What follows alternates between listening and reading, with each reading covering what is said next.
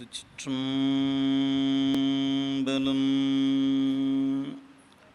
அரைசனே என்பர்க்கடியனேனுடையப்பனே ஆவியோடு ஆக்கை புரை புரை கணிய புகுந்து நின்றுருக்கி பொய்யிருள் கடிந்த மெய்ச்சுடரே திரைவரா மன்னும் அமுதத்தொன் கடலே திருப்பெருந்துறை உரை சிவனே உரை உணர்விறந்து நின்று உணர்வதோர் உணர்வே யான் உன்னை உரைக்குமாறு உணர்த்தே. வேதநெறி தழைத்து ஒங்கமிகு சைவத்துறை விளங்க பூதப் பரம்பரை பொலிய புனிதவாய் மலர்ந்து அழுத சீதவள வயற்புகலி திருஞான சம்பந்தர் பாதமல தலை கொண்டு திருத்தொண்டு பரவுவாம். திருநாவுக்கரசு பல திருத்தொண்டின் நெறி வாழ வருஞானத் தவமுனிவர் வாகீசர் வாய்மை திகழ் பருநாமச்சீர் பரவலுருகின்றேன் பேருலகில் ஒரு நாவுக்கு உரை செய்ய ஒண்ணாமை உணராதேன்.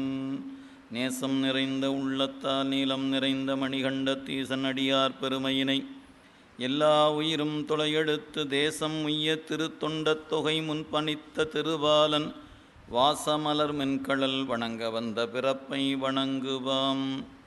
எழுதருமறைகள் தேரா இறைவனை எல்லைக்கங்குல் பொழுதொரு காலத்தென்றும் பூசனை விடாது செய்து தொழுதுகை தலைமேலேற துளும்பு கண்ணீரில் மூழ்கி அழுது அடியடைந்த அன்பன் அடியவர்க்கு அடிமை செய்வாம். தூக்கு சீர் திருத்தொண்டத் தொகை விரிவாக்கினால் சொல்ல வல்ல பிரான் எங்கள் பாக்கிய பயனாம் பதி குன்றைவாள் செக்கிழாரடி சென்னி இருத்துவாம்.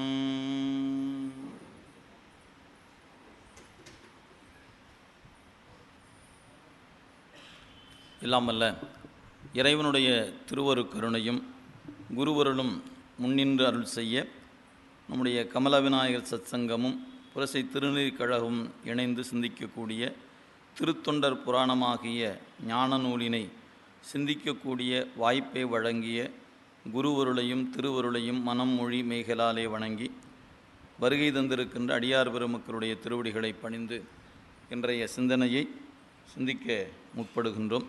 நாம் கடந்த வகுப்பில் மானக்கஞ்சார நாயனாருடைய அருள் வரலாற்றில் 11வது பாடல் வரை நாம் சிந்தித்திருக்கின்றோம். நம்முடைய மானக்கஞ்சாரர் என்று சொல்லப்பெறுகின்ற அடியவர் கஞ்சாறு என்று சொல்லப்பெறுகின்ற திருத்தலத்திலே இருக்கக்கூடியவர். அந்த ஊரினுடைய சிறப்புகளையெல்லாம் நல்ல வயல்கள் சூழ்ந்திருக்கக்கூடிய மிகச்சிறந்த இயற்கை அழகு வளமும் உடையதாக இருப்பது இந்த கஞ்சாறு என்று சொல்லக்கூடிய அந்த திருநகரம். அந்த கஞ்சாறு என்ற பதியில் அரசருக்கு சேனாபதியாக பணியாற்றுபவர் நம்முடைய நாயனார். அவர் சேனாபதியாக இருப்பது மட்டுமல்ல, மெய்ப்பொருளை அறிந்து உணர்ந்து நிற்பவர். அவர் எப்படிப்பட்டவர் என்று சொன்னால் அறியாமை அறியாதவர் என்று அவரை நமக்கு அறிமுகப்படுத்துகிறார் சேக்கிழார் பெருந்தகை. அந்த வகையில் இறைவன் திருவருள் உணர்த்த திருவடியை வழுத்த அவர் ஒரு பெண் குழந்தையை பெற்றெடுத்தார். அதை சொல்ல வரும்போது சேக்கிழார் பெருந்தகை அந்த பாடலில் மிக அழகாக அதை விரித்து நமக்கு தந்திருக்கிறார். அது கடந்த வகுப்பில் விரிவாக பார்த்தோம். அந்த பாடல் 11வது பாடலை குழைக்கலையும் வடிகாதில் கூத்தனார் அருளாலே, குழைக்கலையும் வடிகாதில் கூத்தனார் அருளாலே மழைக்குதவும் பெருங்கற்பின் மனை கிழத்தியார் தம்பால் இழைக்கும் வினைப்பயன் சூழ்ந்த இப்பிறவி கொடும் சூழல் பிழைக்கும் நெறி தமக்குதவ பெண் கொடியை பெற்றெடுத்தார். இந்த பாட்டோடு நாம் நிறைவு செய்தோம். அதில் குழை என்று சொல்லக்கூடிய பெருமான் அணிகின்ற அணிகலனை, குழை அலையும் வடிகாது தொங்குகின்ற காது, வடிகாதுனா தொங்குகின்ற காதை உடையவன் என்று சொல்லப்பெறுவது. அப்படி குழை மகரக்குழை அணிந்திருக்கின்ற செவியுடைய பெருமான் அவருடைய அருளாலே, கூத்தனார் அருளாலே மழைக்கு உதவும் பெரும் கற்பின் மனை கிழத்தியார் தம்பால். எனவே பெண் என்று சொல்லப்பெறுகின்ற தன்னுடைய மனைவியார் அவருடைய கற்பானது உலகத்தில் வேண்டிய அளவு மழை பெய்வதற்கு துணையாக இருப்பது. எனவே கற்பு நெறி இயற்கை வளத்தை பெருக்கி தருவதற்கு துணையாக நிற்பது. அதனால் மழைக்குதவும் அந்த கற்பு நெறி. அதனால் இங்கே சொல்லும்போது மழைக்குதவும் பெருங்கற்பின் மனை கிழத்தியார் தம்பால் வினைப்பயன். இது எப்படிப்பட்ட வினை? இழைக்கும் வினைப்பயன் சூழ்ந்த இப்பிறவி கொடும் சூழல். நல்ல சூழல்லாம் சொல்லலை, கொடும் சூழல். ஏன்? பிறப்பினால் வினையும் வினையினால் பிறப்புமாக இப்படி மீண்டும் மீண்டும் மீண்டும் மீண்டும் அதில் போய் பிறப்பதும் இறப்பதும் இறப்பதும் பிறப்பதுமாக சிக்கி கொண்டு வெளியேற முடியாமல் தவித்து கொண்டு கிடக்கக்கூடிய பிறப்பு. அதனால் கொடும் பிறவினர். அது சொல்லும்போது அதான் சொன்னார், கொடும் சூழல் பிழைக்கும் நெறி தமக்கு உதவ. எனவே செத்து இறந்து பிறந்து உழன்று மீண்டும் மீண்டும் சிக்கி தவிக்கக்கூடியதாக இருக்கக்கூடிய கொடும் சூழலாகிய இந்த பிறவி சூழலில் தாம் அதிலிருந்து பிழைப்பதற்காக ஒரு பெண் கொடியை பெற்றெடுத்தார். எனவே பிழைக்கும் நெறி தமக்குதவ பெண் கொடியை பெற்றெடுத்தார் என்கின்ற ஒரு தொடர், அருமையான தொடர். பெரும்பாலும் நீங்கள் இல்லற வாழ்க்கை மேற்கொள்கிற எல்லோருக்குமே ஒரு என்ன நினைப்பு இருக்கும் அப்படின்னு கேட்டால், தனக்கு இறப்புக்கு பிறகு நம்முடைய கடன்களையெல்லாம் செய்வதற்கு ஒரு ஆண் குழந்தை வேண்டும் அப்படிங்கிற நினைப்பு எல்லோருக்கும் இருக்கும். அதில் பெண் குழந்தையாக இருந்தால் அது நமக்கு எங்கே பயன்பட போகுது அப்படின்னு வருத்தம் இருக்கும். அந்த வருத்தத்தை சேக்கிழார் பெருந்தகை நீக்கி கொடுக்கிறார். ஆக ஒரு தந்தை பிறவி சூழலிலே உழலுகின்ற பொழுது அவரை மீட்கக்கூடிய அந்த தவம், அந்த உதவியை ஒரு பெண்ணும் செய்து கொடுப்பாள் என்று உலகத்துக்கு காட்டியவர் நம் சேக்கிழார் பெருமான். எனவே இந்த தொடர் ஒரு அருமையான தொடர். நாம் இன்றைக்கெல்லாம் சொல்லுகிறோம் பெண் உரிமை, பெண்ணுக்கு சம பங்கு கொடுக்க வேண்டும் அப்படிலாம் சொல்லி கொண்டு இருக்கிறோம். ஒரு தந்தை இறந்து விட்டார் என்று சொன்னால் அவருக்கு செய்யக்கூடிய கடன் தான், ஐயோ நீலாம் செய்யக்கூடாது, நீ பெண் குழந்தை நீலாம் செய்யக்கூடாது, அதெல்லாம் பையன்தான் செய்யணும், அது பங்காளி கூப்பிடு, அவர் கூப்பிடு, இவர் கூப்பிடு அப்படிங்கிற காலமாக தான் இருக்குது. என்னை பெற்றெடுத்த தந்தைக்கு நான் செய்யாமல் யார் செய்வது, இது என்னுடைய உரிமை என்கின்ற கருத்தை இன்றைக்கி நாம் சொல்வதற்கு தயங்குகிறோம். செய்யலாமா கூடாதா, இதில் எப்படி இருக்குது அப்படி இருக்கணும். சேக்கிழார் சொன்னார், தந்தையார் உதவு அவருடைய நெறியிலிருந்து பிழைப்பதற்கு இந்த பெண் தான் பயன்படுகிறார் என்பதை மிக அழகாக நமக்கு காட்டுகிறார். எனவே உயிரில் ஆண் பெண் என்ற வேறுபாடு இல்லை, பிறப்பில் உடல் சார்ந்த வகையில் தான் வேறுபாடு பார்க்குறோம். எனவே புற உடம்பில் தான் வேறுபாடு. உயிர் என்று வந்து விட்டால் அந்த தந்தை மகன் மகள் என்கிற உறவு தான். அதனால் உயிருக்கு இன்னொரு உயிர் தன்னுடைய கடன்களை செய்யலாம் என்பதை நீங்கள் எண்ணி பார்க்க வேண்டும். இன்றைய சூழலில் நீங்கள் சிந்தித்து பார்த்தீங்கன்னா ஒரு சில இடங்களில் பார்த்தீங்கன்னா தெரியும். அதாவது ஆதரவற்று இருக்கக்கூடியவர்களுக்கு ஒரு இயக்கம் அவர்களை தான் தத்தெடுத்து கொண்டு இறுதி கடன்களை அவர்களே செய்து கொடுக்கிறார்கள். இப்போ எந்த உறவில் அது செய்யப்படுகிறது? நீங்கள் சிந்தித்து பாருங்கள். இங்கே தான் நீங்கள் பெண் செய்யக்கூடாது அப்படின்னு தடுக்கிறோம். ஆதரவற்று இருக்கக்கூடியவர் இறந்து விட்டால் அது அவர்களுக்கு அறியப்படும் பொழுது அவர்களே முழுமையாக எடுத்து சென்று அடக்கம் செய்து அவருக்குடைய இறுதி கடன் வழிபாட்டையும் ஏற்றுக்கொண்டு செய்கிறார்கள். இதெல்லாம் எந்த சட்டத்தில் அடங்கும்? அது ஆண் என்றோ பெண் என்றோ இப்படி எந்த வகையிலும். ஆக ஒரு உயிருக்கு உறவாக நிற்கக்கூடிய நிலையில் தந்தை தாய் என்ற வகையில் பெண்ணுக்கும் அந்த பங்கு உண்டு என்பதை சேக்கிழார் பெருந்தகை நமக்கு இங்கே எடுத்து காட்டுகின்ற வண்ணமாக பிழைக்கும் நெறி தமக்குதவ பெண்கொடியை பெற்றெடுத்தார். இதெல்லாம் எப்படி பெண் உரிமை பேசுகிற இடத்துல நம்ம எங்கள் வீட்டில் பெண் குழந்தை தாங்க இருக்குது அப்படின்னா இதெல்லாம் நல்லா பளிச்சுன்னு எழுதி வைக்கணும். ஏன் வீட்டுக்குள்ளே நுழைஞ்சோடனே பார்க்குறவங்க என்னையா எழுதி வச்சிருக்கிறேன்னா சேக்கிழார் சொல்லியிருக்கிறாரியா, பெண் குழந்தையும் நம்மை காப்பாற்றும் என்று சொல்லியிருக்கிறாரு அப்படின்னு வரவங்களுக்கெல்லாம் சொன்னீங்கன்னா ஓஹோ இப்படி கூட இருக்குதா அப்படின்னு மெல்ல மெல்ல இது போய் சேரும். எனவே ஒவ்வொருவரும் வீட்டில் ஆண் குழந்தை இல்லாத இடத்துல பெண் குழந்தையை பெற்றெடுத்திருக்கக்கூடிய ஒவ்வொருவரும் இதை வீட்டில் வாசகத்தை எழுதி வச்சு நாம் ஒரு தடவை சொல்லி சொல்லி பார்த்துக்கணும். ஏன் நமக்குள்ளேயே ஒரு வருத்தம் இருக்கும், இதெல்லாம் பிறந்து இதெல்லாம் நம்ம என்ன பண்ண போகுதுன்னு. நிறைய வீட்டில் பெற்றோருக்கே அப்படி ஒரு வருத்தம் இருக்குங்க. இதை பெற்றுட்டு நாம் என்ன பண்ண போகிறேன், நீ எனக்கு நாளைக்கு கல்யாணத்தை பற்றி நீ போயிட போகிற, ஏன் போயிட்டு அது வந்து செய்யாதா என்ன, பையன் மட்டும் கூடவே இருந்து செய்ய போகிறானா என்ன, அப்படி ஒரு நினைப்பு நமக்கு, பையன் செஞ்சிருவான் அப்படின்னு. பையனாக இருந்தாலும் பெண்ணாக இருந்தாலும் அந்த ஊழ் நமக்கு இருந்தால் தான் செய்ய போகிறான், இல்லைன்னா டாட்டா காட்டிட்டு போயிட போகிறான், ஆறாக இருந்தால் என்ன. எனவே அந்த இடத்தில் உயிருக்கு உயிர் என்ற வகையில் தந்தைக்கு மகன் அல்லது மகள், தாய் தந்தைக்கு இருவரும் செய்வதற்கு உரிமை உடையவர்கள் என்பதை உணர்த்துவதற்காக 1000 ஆண்டுக்கு முன்னையே பெண்ணுக்கு உரிமை கொடுத்திருக்கிறார் நம் சேக்கிழார் பெருந்தகை, சிவபெருமான் கொடுத்திருக்கிறார். அதை நாம் சிந்திக்க வேண்டும். சிவபெருமான் இந்த தந்தை பிறவி சூழலிலே இருந்து பிழைப்பதற்கு இந்த பெண்தான் பயன்பட போகிறார் என்பதை அந்த வரலாற்றை உணர்ந்ததனால சேக்கிழார் பெருந்தகை அதை நமக்கு அருள் செய்திருக்கிறார். எனவே பிழைக்கும் நெறி தமக்குதவ பெண்கொடியை பெற்றெடுத்தார். யாராவது குழந்தை பிறந்துருச்சு அப்படின்னு உங்களுக்கு ஃபோன் பண்ணி சொன்னாங்கன்னா, என்ன குழந்தைங்க, ஐயா பெண் குழந்தை பிறந்திருக்குங்க அப்படின்னு சொன்னால் இந்த பாட்டை சொல்லி வாழ்த்துங்க. உன்னை பிழைக்கும் நெறிக்கு இந்த குழந்தை பயன்படும் என்று வாழ்த்துங்க. எனவே இது வாழ்த்துவதற்குரிய அருமையான பாட்டு. எனவே பிழைக்கும் நெறி தமக்குதவ பெண்கொடியை பெற்றெடுத்தார். இந்த குழந்தை அப்படி வளர்ந்து வருகிறார்கள். அதிலிருந்து பாருங்கள், அப்படியே 12வது பாடலிருந்து, பிறந்த பெரு மகிழ்ச்சியினால் பெருமூதூர் களி சிறப்ப சிறந்த நிறை மங்கள தூரியம் முழங்க தேவர் பிரான் அறம் தலை நின்றவர்க்கு எல்லாம்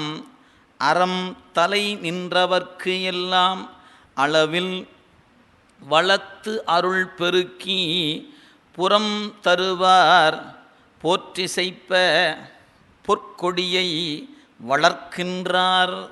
இப்போ இந்த குழந்தை பிறந்த உடனே அப்பாவுக்கு ஒரு பெரும் மகிழ்ச்சிங்களாம். என்ன மகிழ்ச்சி? பிறந்த பெரும் மகிழ்ச்சியினார். ஐயோ பெண் குழந்தையா பிறந்துருச்சே அப்படின்னு மானக்கஞ்சார் வருந்தில்ல, மகிழ்ச்சி அடைந்தார். பிறந்த அந்த குழந்தையை காணும்போது தந்தையார் மகிழ்ந்தார். எனவே பிறந்த பெருமகிழ்ச்சியினால் பெருமூதூர், அந்த கஞ்சாறு என்கிற ஊர் மக்கள் அதை கொண்டாடினார்கள்.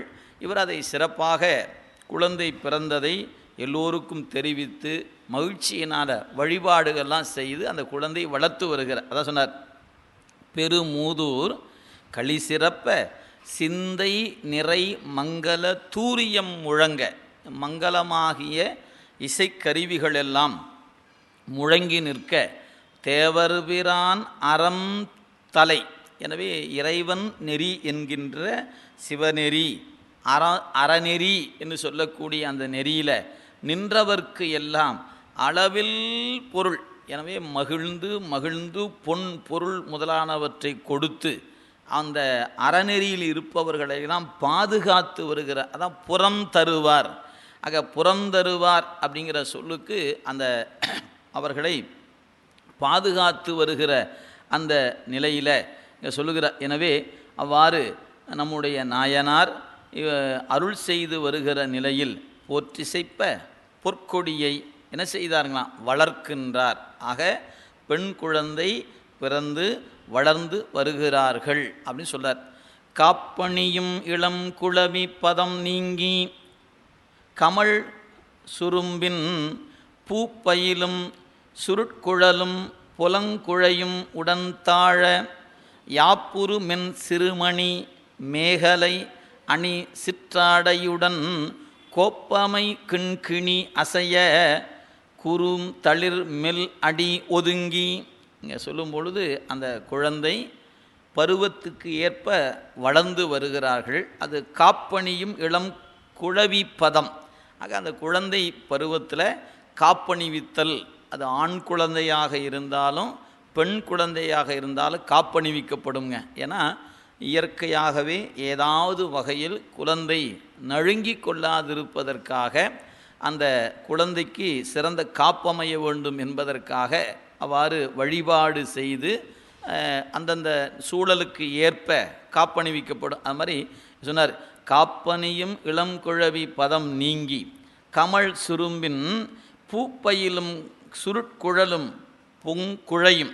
இப்போ அந்த கூந்தல் சுருண்ட கூந்தலாக அந்த சுருட்குழலாக அமையப்பெற்று அணிகலன்கள் பொருங்குழையும் உடன் தாழ, ஆக அந்த பொன்னால் செய்யப்பட்ட அணிகலன்கள் உடன் விளங்க யாப்புரு மின் சிறுமணி, இது அந்த அணிகணனில் சிறுமணி, மேகலை, அப்புறம் சிற்றாடை, அந்த உடை உடுத்தி மேகலை என்று சொல்லக்கூடிய அணிகலனோடு இந்த குழந்தை வளர்ந்து வரும்போது கால் அணிந்திருக்கக்கூடிய கிண்கிணி, சதங்கை என்று சொல்லக்கூடிய அவையெல்லாம் இருக்க அப்படியே அது அந்த தளர் நடை கடந்து அந்த குழந்தை வளர்ந்து வருகிறது. எனவே குறும் தளிர் மெல் அடி ஒதுங்கி என்று அந்த பருவத்தை குறிப்பிடுகிறார்.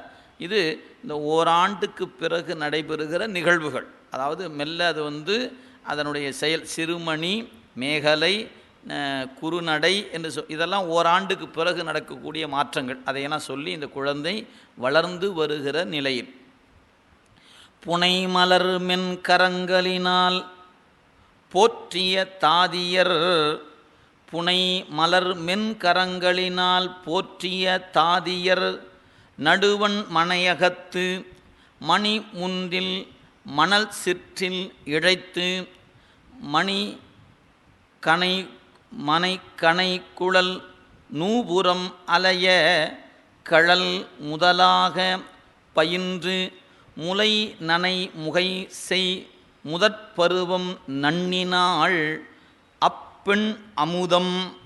இந்த குழந்தையை இப்போ அது வளர்ந்து வருகிறது. அப்படி வளர்ந்து வருவதனால 2 ஆண்டு 3ஆம் ஆண்டு அப்படி ஒவ்வொரு ஆண்டு வளர்ச்சி. அதை சொல்கிறாரு, புனை மலர் மென் கரங்களினால் போற்றிய தாதியர். இவர் சேனாபதியாக இருப்பதனால வீட்டில் அவரை வளர்க்கக்கூடிய செவிலி தாய் என்று சொல்லக்கூடிய தாதியர் இருக்கிறாங்க. அவங்கெல்லாம் இந்த குழந்தையை கண்ணும் கருத்துமாக உடனிருந்து பார்க்க அவர்களுடைய வளர்ப்பில் இந்த குழந்தை வளர்ந்து வருகிறார். அதனால் சொன்னார், தாதியர் போற்றி அந்த தாதியர்கள் வளர்க்க இந்த குழந்தை இப்போ 2 ஆண்டு கடந்து அந்த 3ஆம் ஆண்டு 4ஆம் ஆண்டு அப்படி வரும்போது என்ன பண்ணுச்சு, முதல்ல மனை அகத்தும் வீட்டுக்குள்ளே விளையாடிச்சு. அதுக்கப்புறம் மணி முன்றில் விளையாடியது. முதல்ல விளையாடியது வீட்டுக்குள்ளே, அதுக்கப்புறம் வீட்டின் முன்புறத்தில் முன்றில், அப்புறம் மனை சிற்றில் இழைத்து. அப்புறம் அந்த தெருவில் பார்த்திங்கன்னா இது பெண் குழந்தை என்பதனால, இதே ஆண் குழந்தையாக இருந்தால் சுந்தரர் வரலாற்றை படித்தோம், தேருருட்டி விளையாடும் நாளில் அவர் தேருருட்டி விளையாண்டார். இப்போ இந்த பெண் குழந்தை என்பதனால மணலில் சின்ன சின்ன வீடுகள் கட்டி அந்த சிற்றில் என்று சொல்லக்கூடிய மணல் சிற்றில் அமைத்து இந்த குழந்தைகள் விளையாடுவது. நீங்கள் இதெல்லாம் இப்போ நம்மளாம் வயது ஆயிடுச்சு, அதனால் இப்போ நம்ம நினைவுபடுத்தி பார்த்தோம்னா நம்ம காலத்தில் என்ன விளையாண்டுருப்பாங்க அப்படின்னா, மணல் இருந்துச்சுன்னா வீடு மாதிரி கட்டி அந்த தேன் நிறைந்த பூக்களையெல்லாம் கொண்டு வந்து வச்சு ஒரு பொட்டுக்கலை சர்க்கரையெல்லாம் வச்சு சமைப்பது போலவும் கொடுப்பது போலவும் சாப்பிடுவது போல இப்படித்தான் விளையாட்டு. இன்றைக்கி விளையாட்டு என்பது என்ன, எல்லாம் ஃபோன்லேயே வச்சுக்கிட்டு விளையாடிக்கிறோம், அவ்வளோதான் இல்லைங்களா. எதுவுமே உடலுக்கான விளையாட்டு என்பதை இன்றைக்கி யாரும் ஊக்கப்படுத்துவதில்லை. பெரும்பாலும் மொபைல் விளையாட்டுகளில் தான் அதிகம் கவனம் செலுத்துகிறோம். நமக்கும் அம்மா அப்பாவும் தொல்லை இல்லாமல் இந்த ஃபோனை வச்சுக்கன்னு கொடுத்துட்டு நம்ம வேலையை பார்க்குறோம் இல்லைங்களா. அந்த உடலுக்கான நீங்கள் மணலில் விளையாடும்போது நோய் எதிர்க்கின்ற ஆற்றல் அந்த குழந்தைக்கு உண்டு. இதெல்லாம் நம்முடைய நீங்கள் வாழ்க்கை முறையை சிந்தித்து பார்த்தீங்கன்னாவே நம்முடைய பெருமக்கள் வாழ்ந்த வாழ்க்கையில் ஒன்றொன்றும் நினைத்து பார்க்க அவங்க விஞ்ஞானம் என்கின்ற கருத்தில் சொல்லாமல் விட்டு போனாங்க. ஆனால் எல்லாத்துக்குள்ளேயும் விஞ்ஞான கருத்துகளெல்லாம் பொதிந்து கிடந்தது. எனவே உடல் வளர்ச்சிக்கு மணலில் விளையாடுவது அது போன்றவையெல்லாம் நோய் எதிர்க்கக்கூடிய திறனை தரக்கூடியது. எனவே இப்போ நீங்கள் வீட்டில் கூட மணல் இல்லை, பள்ளிக்கூடம் போனால் இல்லை, எல்லாம் எல்லாம் காங்கிரீட்டாக போட்டு வச்சு அப்படி தான் நம்ம நின்று பார்க்குறோம். எனவே அந்த நோய் எதிர்க்கக்கூடிய சக்திக்குரிய வண்ணமாக மணல் சிற்றில் இழைத்து அதுக்கப்புறம் என்ன பண்ணுச்சு அப்படின்னு கேட்டால், மணி சொல்லார் கனை குரல் நூபுரம் அலைய கழன் முதலா பயின்று. இப்போ அந்த 3 வயசு, அப்புறம் 4 வயது, 5 வயது, இப்படியே வயது அப்படியே கொஞ்சம் கொஞ்சமாக வளர்ந்து வர 7 வயது அப்படிங்கிற அந்த காலம் வரும்போது 5 வயதுக்கு மேலே 6, 7 இதெல்லாம் வரும்போது இந்த குழந்தை என்ன பண்ணுகிறாள் அப்படின்னு கேட்டால், அம்மானை முதலான விளையாட்டுகளை விளையாடுகிறாள். அதாங்க சொல்கிறார், கடல் முதலாக பயின்று. நீங்கள் திருவாசகத்தில் பார்த்தீங்கன்னா பெண்கள் விளையாடும் விளையாட்டுகளை எல்லாம் வகைப்படுத்தியிருக்கிறார். சாழல், ஊசல், அப்புறம் நமக்கு பூவல்லி, இதெல்லாமே தெள்ளேனம், இதெல்லாம் பெண்கள் விளையாடுகிற விளையாட்டு. இப்படி அந்த நீராடுகின்றதுக்கு எம்பாவை திருவெம்பாவை பாடியிருக்கிறார். எனவே இப்படி பல்வேறு விளையாட்டுகள் பெண்களுக்குரிய விளையாட்டாக இருப்பதையெல்லாம் மணிவாசக பெருமான் ஆற்றுப்படுத்தி நெறிப்படுத்தி அவங்க அந்த விளையாட்டுகளை எல்லாம் முறைப்படுத்தி இருக்கிறார். என்ன முறைன்னு கேட்டால், யாரையோ நினைந்து பாடி விளையாடுவதை விடுத்து சிவபெருமானை நினைந்து பாடுக, சிவபெருமானை நினைந்து ஆடுக அப்படின்னு நெறிப்படுத்தி காட்டியிருக்கிறார். அதனால் அந்த வகையில் கழன் அப்படிங்கிற சொல்லக்கூடிய அந்த விளையாட்டு முதலாக அம்மனை என்று சொல்லக்கூடிய அம்மானை விளையாட்டுன்னு சொல்வது பந்து விளையாடுதல். குற்றால குறவஞ்சி என்கிற நூலில் பார்த்திங்கன்னா அந்த பந்து விளையாடிய காட்சியை அவ்வளோ அழகாக பாடியிருப்பார் அந்த கவிக்குரிய அந்த புலவர். எனவே அந்த அம்மனை விளையாட்டு என்று சொல்லக்கூடிய பந்து விளையாட்டு திருவாசகத்தில் நமக்கு ஒரு பதிகமே இருக்குது, 20 பாட்டு இருக்கிறது. அதை ஒவ்வொருத்தரும் ஒவ்வொரு வகையாக பாடுவது உண்டு. விளையாட்டாக பாடுறவங்களும் உண்டு, இசையில் பாடுங்கிறவங்க உண்டு, கிராமிய பாடலாக பாடலாம். நீங்கள் எந்த வகையில் பாடினாலும் அம்மானை சுவையாக தான் இருக்கும். அவங்கவுங்க ஒவ்வொரு வகையில் பாடுவது. அதனால் அந்த அம்மனை முதலான விளையாட்டுகளை எல்லாம் பாடுகிறார். எனவே களன் முதலா பயின்று முலை நனை முகம் செய் முதற்பருவம் நன்னினால் அப்பெண் அமுதம். இப்போ அந்த குழந்தை அப்படியே வளர்ந்து அந்த பெண்மைக்குரிய வண்ணமாக அந்த பருவத்தில் வளர்ந்து வருகிறார்கள் அப்படின்னு சொல்லக்கூடியது. அப்போ இந்த முதற்பருவம் என்று சொல்லப்பெறுவது ஒருவாறு நாம் பார்க்கும்போது ஏறத்தாழ நம்முடைய உரையாசிரியர் சிவகவிமணி அவர்கள் 7 வயது என்று குறிப்பிடுகிறார். பெண் அந்த முதற்பருவம் அப்படின்னு சொல்லக்கூடிய அந்த பருவத்தை 7 வயது என்று குறிப்பிடுகிறார். எனவே அந்த பெண் இவ்வாறு அந்த முதற்பருவத்தை வந்து அடைகிறாள் அப்படின்னு காட்டுறார். அதுக்கு அடுத்து அவர் சொன்னார் பாருங்க, பெண் அமுதம் என்று சொன்னார். ஏன் இந்த பெண் குழந்தையை அமுதம் என்று சொல்ல வேண்டும் அப்படின்னு கேட்டால், ஒன்று தந்தையார் வீடு பேறு அடைவதற்கு துணையாக இருக்கிறார், எனவே இது அமுதம் போன்றவர் அப்படின்னு ஒரு கருத்து. இன்னொரு கருத்து வரலாற்றினுடைய பிற்பகுதியில் வரப்போகிறது. அதாவது இவரை திருமணம் பேச வரக்கூடியவர் யார் அப்படின்னு பார்த்தீங்கன்னா, ஏயர்கோன் கலிக்காம நாயனார் என்று சொல்லப்பெறுபவர் தான் இந்த பெண்ணை திருமணம் பேச வருபவர். அப்படி வரும்பொழுது அங்கே அந்த வரலாற்றை நாம் பின்னே படிக்கும் பொழுது, ஏயர்கோன் கலிக்காமனார் தன் உயிரை மாய்த்து கொண்ட பொழுது இவரால் தான் மீண்டும் உயிர் பெற்றார் என்பதனால் அவரை பெண் அமுதம் என்று குறிப்பிடுகிறார். ஆக இந்த சேக்கிழார் பெருந்தகை பின்னே வருகிற வரலாற்றுக்கு முன்பே நமக்கு அந்த அடிப்படையை அமைத்து காட்டுகிற வண்ணமாக பெண் அமுதம் என்று அருள் செய்கிறார்.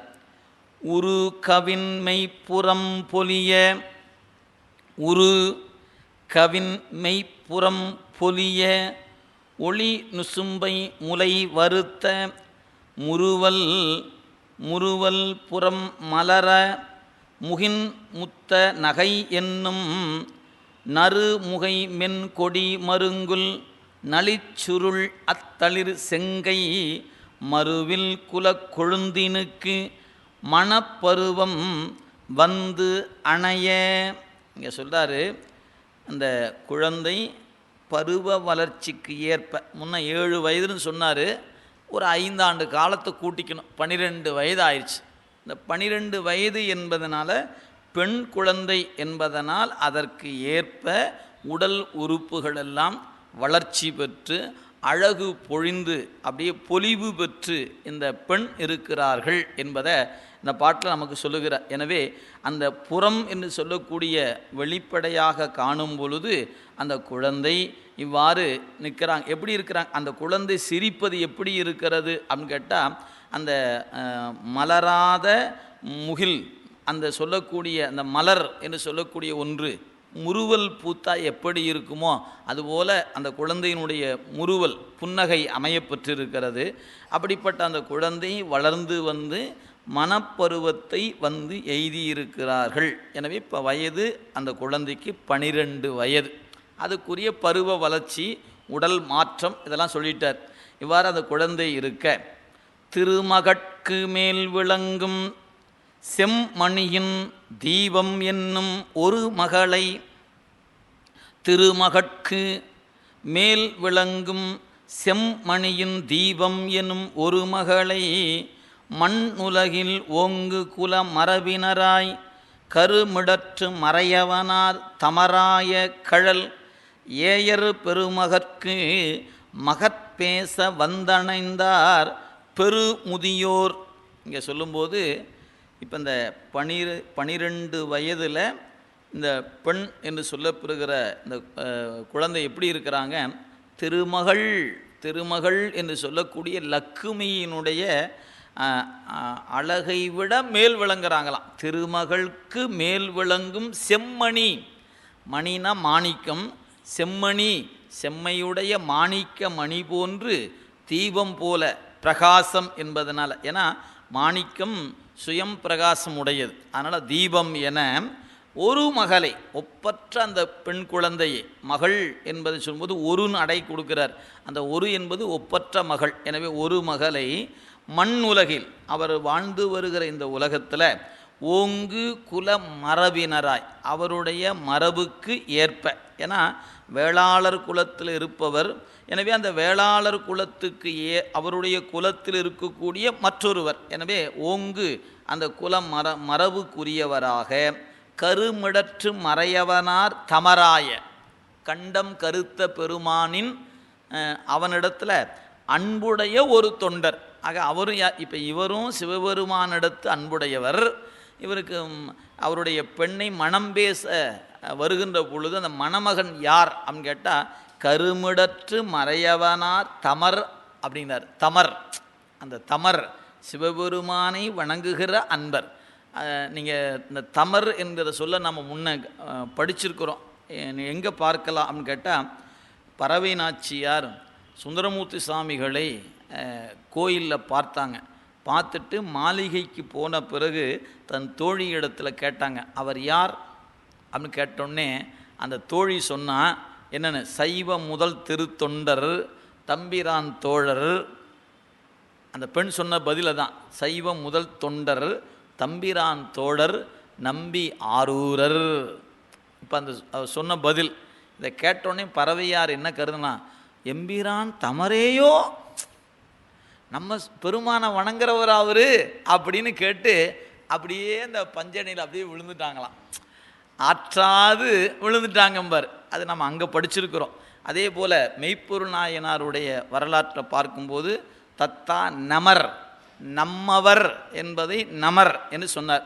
அங்கே நம்மவர் என்று சொல்லப்பட்டது, இங்கே தமர் இல்லைங்களா? அந்த தமர் அப்படிங்கிற இங்கே தமர் என்று சொல்லுகிறார். எம்பிரான் தமராய கழல் ஏயர் பெருமகற்கு, ஏயர்கோன் கழிக்காமர் என்று சொல்லக்கூடியவருக்கு அந்த திருவடியின்பால் அன்புடையவராகிய அவருக்கு மனம் பேசுவதற்காக யார் வந்தாங்க? வயதிலும் அனுபவத்திலும் முதிர்ந்தவர்கள் வந்தார்கள். அதான் சொல்றார், வந்தணைந்தார் பெருமுதியோர், ஆக எல்லா வகையிலும் அனுபவம் மிக்க சான்றோர்கள் மனம் பேசுவதற்காக வந்தாங்க. வந்த மூதறிவோரை மானக்கஞ்சாரனார் முந்தை முறைமையின் விரும்பி மொழிந்த மனத்திறம் கேட்டே எந்தமது மரபினுக்கு ஏயும் பரிசால் ஏயும் என சிந்தை மகிழ்வுற உரைத்து மனம் நேர்ந்து செலவிட்டார். வந்த பெரியவர்களெல்லாம் நம்முடைய ஏயர்கோன் கலிக்காமரை பற்றி அவரை வீட்டுக்கு வராங்க. அப்படி அந்த காட்சியை நினைத்து பாருங்கள். இவர் வீட்டுக்குள்ளே வரும்போது மானக்கஞ்சாரர் நெற்றி நிறைய திருநீர் பூசி உருத்திராக்கெல்லாம் அணிந்து சிவப்பொழிவோடு இருக்கிறார்.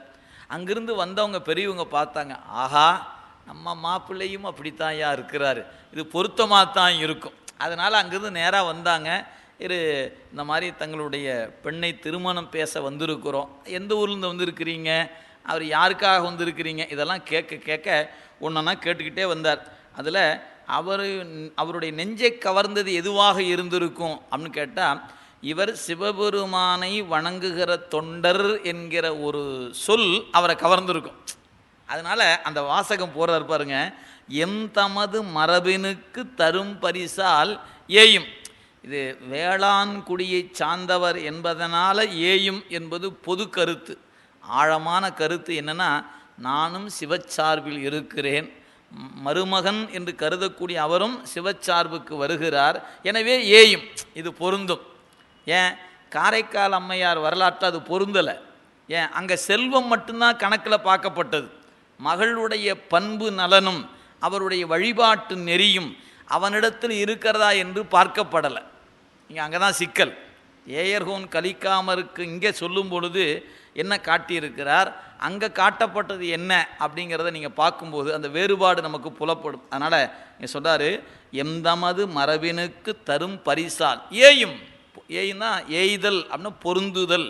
எனவே என் மகளை தங்களுடைய அந்த ஏயர்கோன் கலிக்காமருக்கு மனம் செய்து கொடுக்க இசைவு தெரிவிக்கின்றேன் என்று மானக்கஞ்சார நாயனார் அருள் செய்ய வந்தவர்களெல்லாம் மகிழ்ச்சியோடு சென்று அந்த திருமண நிகழ்வுக்குரிய நிகழ்வுகளை மேற்கொள்கிறார்கள். அதான் சொன்னார், சிந்தை மகிழ்வுற உரைத்து மனம் நேர்ந்து செலவிட்டார். நீங்கள் சென்று வாருங்கள், உரிய பணியை தொடங்கலாம், என் மகளை திருமணம் செய்து கொடுக்கிறேன் என்று இசைவு தெரிவித்தாங்க. சென்றவரும் கஞ்சாரர் மனம் இசைந்தபடி செப்ப குன்றணைய உயர் குன்றணைய புயத்துயர் குன்றணைய புயத்து ஏயர் கோனாரும் மிக விரும்பி நிறை நிலைமையின் இரண்டு திறத்தார்க்கும் நேர்வாய மன்றல் வினை மங்கள நாள் மதிநூல் வல்லவர் வகுத்தார். இந்த சோதிடம் என்று சொல்லக்கூடிய மங்கள வினைக்குரிய நிகழ்வினை அறிந்து குறிக்கக்கூடியவர்கள் குறித்து கொடுக்க இரண்டு பக்கத்திலும், அதாங்க சொல்கிறார், சென்றவரும் கஞ்சாரர் மனம் இசைந்தபடி செப்ப. அந்த திருமணம் என்கின்ற மனக்கருத்தினை இசைவை தெரிவிக்க. நீங்கள் நல்லா கவனிக்கணும், மனம் என்ற சொல் பயன்படுத்துகிறார். மன இசைவுன்னு அங்கே சொல்லப்பட்டு இருக்கக்கூடிய அந்த நகரம் பார்த்திங்கன்னா ரன்னகரம் அல்ல, டன்னகரம். அப்போ என்ன அர்த்தம், ரன்னகரமாக இருந்துச்சுன்னா மனசில் இருந்து சொல்லிட்டார்னு அர்த்தம். அப்படி இல்லை, திருமணம் என்பது டன்னகரம் தான் வரும். மனம் என்பது நறுமணம் என்று சொல்கிறோம் பாருங்கள், அந்த மனம் தான் இங்கே சொல்லப்பெறுவது. அதனால் மனம் இசைத்தபடி செப்ப. எனவே திருமணத்துக்கான ஏயர்கோன் கலிக்காமனாருடைய இசைவை அவர்கள் போய் சொல்லன்னு அர்த்தம். எனவே அவ்வாறு கஞ்சாரர் மனம் இசைத்தபடி செப்ப குன்றணைய புயத்து ஏயர் கோனாரும், அவருடைய தோள் வலிமை மிக்கவர். ஏன் சேனாபதியாக இவர் இருப்பது போல அவரும் ஒரு சேனாபதி தான். அதனால் நல்ல குன்று அணைய புயம் உடையவராம், ஏயர்க கோனார் என்று சொல்லி அவரை குறிப்பிடுகிறார். எனவே ஏயர்கோன் கலிக்காமராகிய அவர் மிக விரும்பி, நாங்களும் போனோம், அந்த பொண்ணை பார்த்தோம்ப்பா, திருநீரெல்லாம் பூசி இருக்குது, சிவசிவ அப்படின்னு சொன்னார். இவருக்கு ரொம்ப மகிழ்ச்சியாக போச்சு. ஆஹா, திருநீட்டு சார்புடை, அப்படி தான் கேள்விப்பட்டு தான் அனுப்பிச்சிருப்பாங்க. நல்ல சிவச்சிந்தனையோடு இருக்கிறாங்கப்பா, இது பொருத்தமாக இருக்கும் என்று கருதித்தானே அந்த சான்றோர்களை அவங்கிருந்து அனுப்பிச்சிருப்பாங்க. அதனால் இசைவினை கேட்டு மகிழ்ந்து, அதான் சொன்னார், நின்ற நிலைமையின் இருந்த திறத்தாரும், இங்கே பெண் வீட்டாரும் அங்கே மணமகன் வீட்டாரும் இரண்டு திறத்தாரும் நேர்வாய மன்றல் வினை. திருமணம் என்பதற்கு இன்னொரு பேர் மன்றல் வினை. மன்றல் அப்படின்னா திருமணம் என்று பொருள். மன்றல் வினை மங்கள நாள். ஆக திருமண நாள் என்பதை மங்கள நாள் என்று குறிப்பிடுகிறார். மதிநூல் வல்லவர், சோதிடருக்கு மதிநூல் வல்லவர் என்று பெயர். அந்த மதிநூல் வல்லவர்கள் வகுத்தார்கள், இந்த நாளில் இந்த நேரத்தில் இந்த திருமணத்தை வைத்து கொள்ளலாம் என்று அவர்கள் வகுத்தார்கள். அப்படி வகுத்த நிலையில் மங்களமாம் செயல் விரும்பி மகட்பயந்த வள்ளலார் தங்குளம் நீள் சுற்றமெல்லாம் தயங்கு பெரும் களி சிறப்ப பொங்கிய வெண்முளை பெய்து புலங்கலங்க விடை நெருங்க கொங்கலர் தன் பொழில் மூதூர் வதுவை முகம் கோடித்தார். நம்முடைய ஏயர்கோன் கலிக்காமநாயனாருடைய அந்த வருகைக்கு முன்பாக மானக்கஞ்சாரர் அந்த கஞ்சாறு என்கிற அந்த நகரை அலங்கரித்தார். எவ்வாறு அலங்கரித்தார் அப்படின்னு கேட்டால், மங்களமாம் செயல் விரும்பி, தன்னுடைய பெண் குழந்தையின் திருமணத்தை விரும்பி மகட்பயந்த வள்ளலார், இங்கே சேக்கிழார் பயன்படுத்துகிறார் பாருங்கள், நம்முடைய மானக்கஞ்சார நாயனாரை வள்ளலார் என போற்றுகிறார். எனவே சேக்கிழார் பெருந்தகை சில நாயன்மார்களை வள்ளலார் என போற்றுகிறார். எனவே வள்ளலார் என்கிற பெயர் பிற்காலத்தில் ஒருவரையே குறிக்கிறது இல்லைங்களா. இன்றைக்கி எல்லாருக்கும் தெரியும் வள்ளலார்னால் யாரை சொல்கிறாங்கன்னு. ஆனால் சேக்கிழார் சொல்லிய வள்ளலார் என்பது ஒருவர் அல்ல, பலரை வள்ளலார் என்று குறித்திருக்கிறார். அப்போ யார் முதல் வள்ளலார்? சிவபெருமான் தான் முதல் வள்ளலார், அவன் தான் முதல் வள்ளல். எனவே பெருமானை முதல் வள்ளலார் என்று போற்றிய சேக்கிழார் பெருமான் அவனை போல அவனுடைய அடியார்களும் வள்ளலார் என்பதை போற்றியிருக்கிறார். நாம் பின்னால் வந்த அருட்பிரகாச வள்ளலார் என்று சிறப்பு பெயராக அவருக்கு ஆக்கி அந்த பெயரை சொன்னாவே அவரை குறிப்பதாகவே நம்ம கருதி நிற்கிறோம். இன்றைக்கி வள்ளலார் வள்ளலார்னு சொன்னீங்கன்னா அவர் தான் நினைவில் இருக்கும். மயிலாடுதுறைக்கு போனீங்கன்னா சிவாலயம் ஒன்று இருக்கிறது, அதுக்கு வள்ளலார் கோயில்னு தான் பேர். அந்த கோயிலுக்கு பேரே வள்ளலார் கோயில். ஏதோ நீங்கள் வேறு கோயில் நினச்சினா, வள்ளலார்னா சிவபெருமானுக்கு வள்ளலார்னு பேர். அப்போ சேக்கிழார் பல இடங்களில் வள்ளல் வள்ளல் வள்ளல் வரையாது வழங்குவதால் வள்ளல்.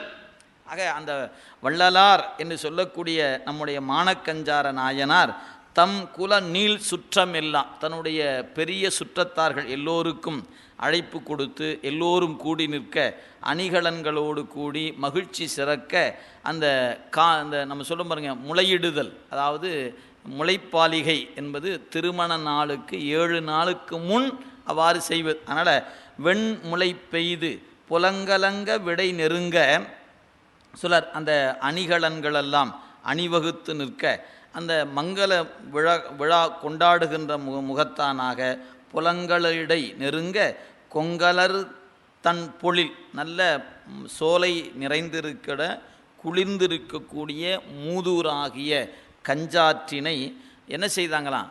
திருமணம் காரணமாக அலங்கரித்தார்கள். இங்கே வதுவை அப்படின்னாலும் திருமணம்தான் பேர். ஆக முன்ன என்ன சொன்னார்? மன்றல்னார். மன்றல் என்பதும் திருமணம் என்று பெயர், வதுவை என்றாலும் திருமணம் என்று பெயர். எனவே மன்றல் வினை என்றும் இங்கே வதுவை என்று சொல்றார். முகம் கோடித்தார், அதாவது அந்த நகரை அலங்கரித்தார்கள் என்று குறிப்பிடுகிறார். கஞ்சாரர் மகட்கொடுப்ப கைப்பிடிக்க வருகின்ற எஞ்சாத புகழ் பெருமை ஏயர் குலப் பெருமானும் தன் சால்பு நிறை சுற்றம் தலை நிறைய முரசு இயம்ப மஞ்சாலும் மலச்சோலை கஞ்சாற்றின் மருங்கு அணைய. இங்கே சொல்கிறாரு நம்முடைய ஏயர்கோன் கலிக்காம நாயனார் தன்னுடைய தலம், அவருடைய பதி திருப்பெருமங்கலம்னு பேர். அந்த திருப்பெருமங்கலம் என்று சொல்லக்கூடிய நகரிலிருந்து அவருடைய சுற்றத்தார்கள் எல்லாம் புடைசூழ கஞ்சாறு நோக்கி வருகிறார். அதான் சொல்றார், கஞ்சாரர் மகட்கொடுப்ப கைப்பிடிக்க வருகின்ற எஞ்சாத புகழ் பெருமை ஏயர் குலப் பெருமானும். இதாங்க இந்த திருமணத்துக்குத்தான் தொல்காப்பியம் கற்பு நெறி திருமணம் என்று சொல்லுகிறது. அதாவது கொடுக்க கொள்ளுதல், அதுக்கு பேர் கற்பு நெறின்னு பேர். அப்போ தலைவன் தலைவி விரும்பி திருமணம் செய்து கொண்டால் அதற்கு களவு என்று பெயர். எனவே கற்பியல் திருமணம் களவியல் திருமணம் என்று தொல்காப்பியம் திருமணத்தை 2ஆக பிரித்திருக்கிறது. கற்பு நெறி திருமணம்னா என்ன அப்படின்னு கேட்டால், தாய் தந்தையர் கொடுக்க கைப்பிடிக்கக்கூடிய நிகழ்வுக்கு கற்பு நெறி திருமணம் என்று பெயர். அது அப்படிங்க சொல்ல பாருங்க, கஞ்சாரர் மகட்கொடுப்ப கைப்பிடிக்க வருகின்ற எஞ்சாத புகழ். அந்த பெருமை எப்படிப்பட்ட பெருமை? ஏயர்கோன் கலிக்காம நாயனாரும் ஏதோ சிறிய புகழுடையவர் அல்ல, அவருடைய புகழும் குன்றாத புகழுடையவர். எஞ்சாத பெருமை புகழ் பெருமை ஏயர்குலப் பெருமானும் தம் சால்பு நிறை சுற்றம், அப்படியே அவருடைய சுற்றத்தார்கள் சிவச்சார்புடைய சுற்றத்தார்கள் எல்லாரும் அந்த கூட்டமாக கஞ்சாரை நோக்கி வருகின்ற பொழுது சொல்ல தலை நிறைய முரசியம்ப மஞ்சாலும் மலச்சோலை, மேகங்கள் வந்து தவழ்ந்து நிற்கக்கூடிய சோலை. மஞ்சுனா மேகம், மஞ்சாலும் சோலை, மேகங்கள் தவழ்ந்து நிற்கக்கூடிய சோலை உடைய கஞ்சாற்றின் மருங்கு அணைய. அப்போ திரு கஞ்சாற்றுக்கு மிக நெருக்கமாக நம்முடைய ஏயர்கோன் கலிக்காம நாயனார் தன்னுடைய சுற்றத்தார்கள் புடைசூழ மங்கள கருவிகள் முழங்க. இப்போ மணமகன் அங்கிருந்து தன் ஊர்லேருந்து மணமகள் ஊருக்கு என்ன பண்ணுறாருங்க வந்துட்டார். ரொம்ப நெருக்கமாக வந்துட்டார். நீங்கள் ரொம்ப தூரத்தில் இல்லை, மருங்கு அணைய கஞ்சாற்றுக்கு மிக நெருக்கமாக நம் ஏயர்கோன் கலிக்காமனார் வருகின்ற பொழுது அப்படி நிறுத்துகிறார் சேக்கிழார் பெருமான். இவ்வாறு மருங்கு அணைய இப்போ வந்து கொண்டே இருக்கிறார். அப்படி வந்து கொண்டு இருக்கிற நிலையில் என்ன நடக்குது சொல்றார் பாருங்க. வள்ளலார் மனம் அவ்வூர் மருங்கு அணையா முன். வள்ளலார் மனம் அவ்வூர் மருங்கு அணையா முன் மலர்கண் ஒள் இழை பயந்தார் திருமணையில் ஒரு வழியே தெள்ளு திரை நீர் உலகம் உய்வதற்கு மற்றவர் தம் உள்ள நிலை பொருள் ஆய உம்பர்பிரான் தாம் அணைவார். இந்த இடத்துல நம்முடைய ஏயர்கோன் கலிக்காம நாயனாரை வள்ளலார் என்று சொல்கிறார். அப்போ மாமா என்று சொல்லக்கூடியவரும் வள்ளலார், மருமகனும் வள்ளலார். எவ்வளவு பொருத்தம் பாருங்க. ரெண்டுக்கும் அந்த அந்த சிவ சிந்தனையும் கொடை என்பதில் இருவரும், ரெண்டு பேரும் சேனாபதி, ரெண்டு பேரும் கொடை உடையவர்கள், ரெண்டு பேரும் பெருமான்பால் அன்புடையவர்கள். என்ன பொறுத்து நினச்சி பாருங்கள். எனவே இங்கே சொல்கிறார், வள்ளலார் மனம் அவ்வூர் மருங்கு அணையா முன். ஏயர்கோன் கலிக்காமனார் கஞ்சாரை நெருங்குவதற்கு உள்ளாக ஒரு அந்த காட்சி அவர் நெருங்கி வந்துட்டு இருக்கிறார்.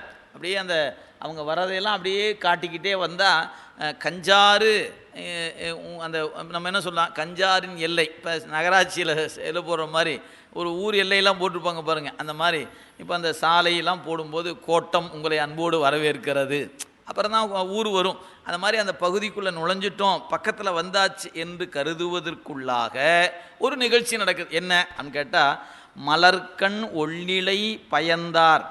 ஆக இங்கே மலர்கண் ஒள்ளிழை என்று சொல்லப்பெறுகின்றது நம்முடைய மானக்கஞ்சாருடைய மகளார். அவங்களுடைய தோற்றம் அப்படி இருக்குதான். மலர்கண் ஒள்ளிழை பயந்தார்த்தம் திருமணையில் மானக்கஞ்சார நாயனாருடைய இல்லத்தில் ஒரு வழியே, எந்த வழியாக வந்தான்னு தெரியலிங்க, ஆனால் ஒரு வழியாக வந்துட்டார். ஒரு வழியே தெள்ளு திரை நீர் உலகம் உய்வதற்கு, நீர் சூழ்ந்திருக்கக்கூடிய இந்த உலகம் உய்ய வேண்டும் என்பதற்காக ஒருத்தர் வந்தார். யார் அந்த ஒருத்தர்?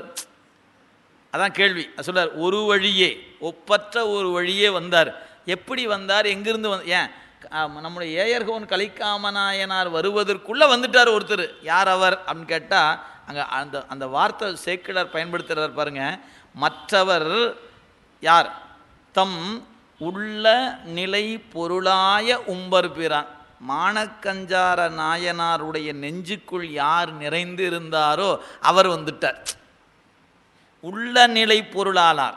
இந்த உள்ள நிலை, அப்போ தம் உள்ள நிலை, தன் உள்ளத்தின்கண் நிலை பெற்றிருக்கக்கூடிய பொருளாக இருப்பவன் எவனோ அவன் வந்துட்டான். இப்போ சிவபெருமான் வந்திருக்கிறார் என்பதை என்ன அழகாக சொல்ல பாருங்க. தம் உள்ள நிலை பொருள் ஆய உம்பர்பிரான் தாம் அணைவார். ஆக இதுதான் ஆழமான கருத்து. பொதுவாக சொன்னால் என்ன சொல்லலாம், உள் பொருள் என்று சொல்லக்கூடிய சிவம், உள்ள பொருள் அது ஒன்று தானே, போற்றியன் வாழ்முதலாகிய பொருள். எனவே உள்ள நிலை பொருளாய, ஏன் அவனுக்கு ஒருவனுக்கு தான் சித்துன்னு பேர், உலகப் பொருளுக்கு அசித்துன்னு பேர். ஏன்? உலகப் பொருள் நிலைமாற்றம் உடையது, மாறுகின்ற பொருள். அது உள்ள பொருள் அல்ல, அது மாறிக்கொண்டே இருப்பதனால அதுக்கு மாயை என்று பெயர். இவன் ஒருத்த மட்டும் மாறாது இருப்பதனால இவனுக்கு சத்து அப்படின்னு பேர். எனவே சத்து உள்ள நிலை, அசத்து மாற்றத்துக்கு உட்பட்டது. எனவே உள்ள நிலை பொருளாய உம்பர்பிரான். ஆக என்றும் மாறாது இருக்கக்கூடிய நிலையாக இருக்கக்கூடிய பொருளாகிய சிவபெருமான் வந்தார்.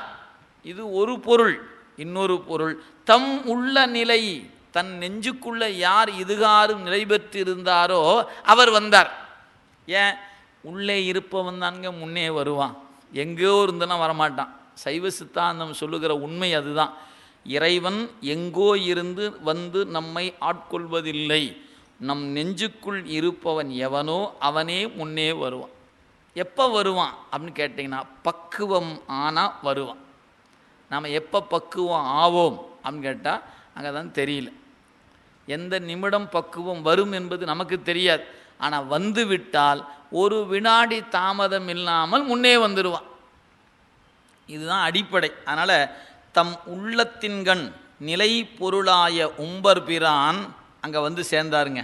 எப்படி வராராம்? இப்போ இங்கே இந்த பாடலில் இருந்து ஒரு 4 பாட்டு அது பார்த்திங்கன்னா அவருடைய தோற்றத்தை இங்கே பாடுகிறார். இங்கே வருகிற கோலம் மாவிரத சைவம் என்கிற ஒரு கோலம். இந்த மாவிரத சைவம் நீங்கள் சைவ சித்தாந்தத்தில் இவங்க ஒரு வகையான வேறுபாடு நம்முடைய சித்தாந்த செந்நெறியிலிருந்து பார்த்திங்கன்னா அடிப்படையில் முத்தி நிலையில் மாறுபடுபவர்கள். ஆனாலும் சாமி வந்த கோலம் என்னன்னு கேட்டால் மாவிரத சைவம், மாவிரத சைவம் என்கிற அந்த கோலத்தில் வரார். அந்த கோலம் எப்படி இருக்கிறது என்பதை நமக்கு 4 பாடலில் குறிப்பிடுகிறார். பாருங்கள்.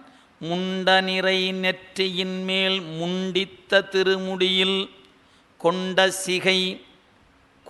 சிகை முச்சியின் கண் கோத்தணிந்த எற்பு மணி பண்டு ஒருவன் உடல் அங்கம் பறித்த நாள் அது கடைந்த வெண்தரளம் என காதின் மிசை அசையும் குண்டலமும்.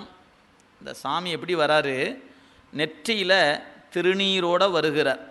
நெற்றி அப்படிங்கிறத முண்ட நிறை நெற்றியின் மேல் முண்டித்த திருமுடி மேல். இந்த சிகையை பல வகையாக அலங்காரம் செய்வதுண்டு.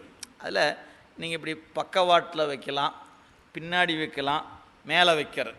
இப்போ இந்த உச்சியில் அப்படியே முடியெல்லாம் அப்படி எடுத்து இப்படி கட்டுவது, இது உச்சியில் கட்டியிருப்பது.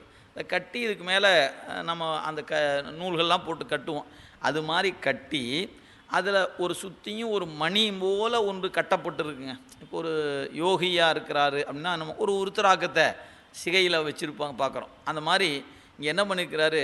இந்த பெருமான் வருகிற கோலம் எலும்பினால் செய்யப்பட்ட பல்வேறு வகையான அணிகலன்.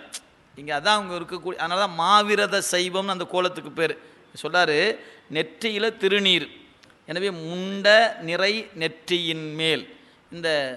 அந்த நெற்றியில் பார்த்திங்கன்னா முண்டித்த அந்த திருமுடியில் கொண்ட சிகைனா முடி, அந்த சிகையில் உச்சியில் சொல்கிறார் முச்சியின் கண் கோத்து அணிந்த எற்பு மணி, எலும்புகளை சின்ன சின்ன மணி போல் ஆக்கி அதை நரம்பில் கோத்து. அப்போ நம்ம சொல்ல பாருங்கள், நம்ம ரப்பர் பேண்ட் ஒன்று போட்டுக்கிற மாதிரி என்ன பண்ணிக்கிறார் அவர்? அந்த எலும்பு மணியை அந்த முடியில் சுற்றியும் அது அணிகலன் போல் அணிந்திருக்கிறார். எனவே கோத்தணிந்த எற்பு மணி. சரி, இந்த எலும்பை எங்கிருந்தியா பிடிச்சாரு அப்படின்னு கேட்டால், பண்டு ஒருவன் உடல் அங்கம் பறித்த நாள். இங்கே சொல்கிறாரு அந்த பெருமான் அந்த அணிகலனாக இவர் அணிந்திருப்பது என்ன அப்படின்னு கேட்டால், இந்த திருமால் பிரமெல்லாம் இருக்காங்க இல்லைங்களா, அவரையெல்லாம் தண்டிக்கும்போது அவங்களுடைய எலும்புகளையெல்லாம் அடித்து மாலையாக போட்டுக்குவார். அதுதான் கங்காளர் என்கிற கோலம். அதனால் பண்டு ஒருவன் உடலங்கம் பறித்த நாள் அது கடைந்த, பறித்தல்னால் தாங்குதல். எனவே உடல் அங்கம் தாங்குகின்ற அந்த நாளில் இந்த வெண்தரளம் என காதின் மிசை அசையும் குண்டலம், காதிலையும் பார்த்திங்கன்னா எலும்பினால் செய்யப்பட்ட ஒரு குண்டலம் காதில் அணிஞ்சிருக்கிறார். ஆக நமக்கு சுந்தரமூர்த்தி சாமி ஆட்கொள்ள வரும்போது உருத்திராக்கம் அணிஞ்சிருந்தார். காதில் அணி குண்டிகை அப்படின்னு சொல்லக்கூடிய கண்டிகை என்று சொல்லக்கூடிய அந்த உருத்திராக்கம் இருந்துச்சு. இங்கே பார்த்திங்கன்னா எலும்பில் செய்யப்பட்ட அணிகலன். எனவே தலையில் இருக்கக்கூடிய அந்த எலும்பா மணிகளாக கோக்கப்பட்டு இருக்கிறது, காதிலும் எலும்பில் செய்யப்பட்டது, அதை அவர் அணிஞ்சிருக்கிறாராம். சொல்லார் என்பின் ஒளி மணி கோத்தணிந்த திருத்தாழ்வடமும்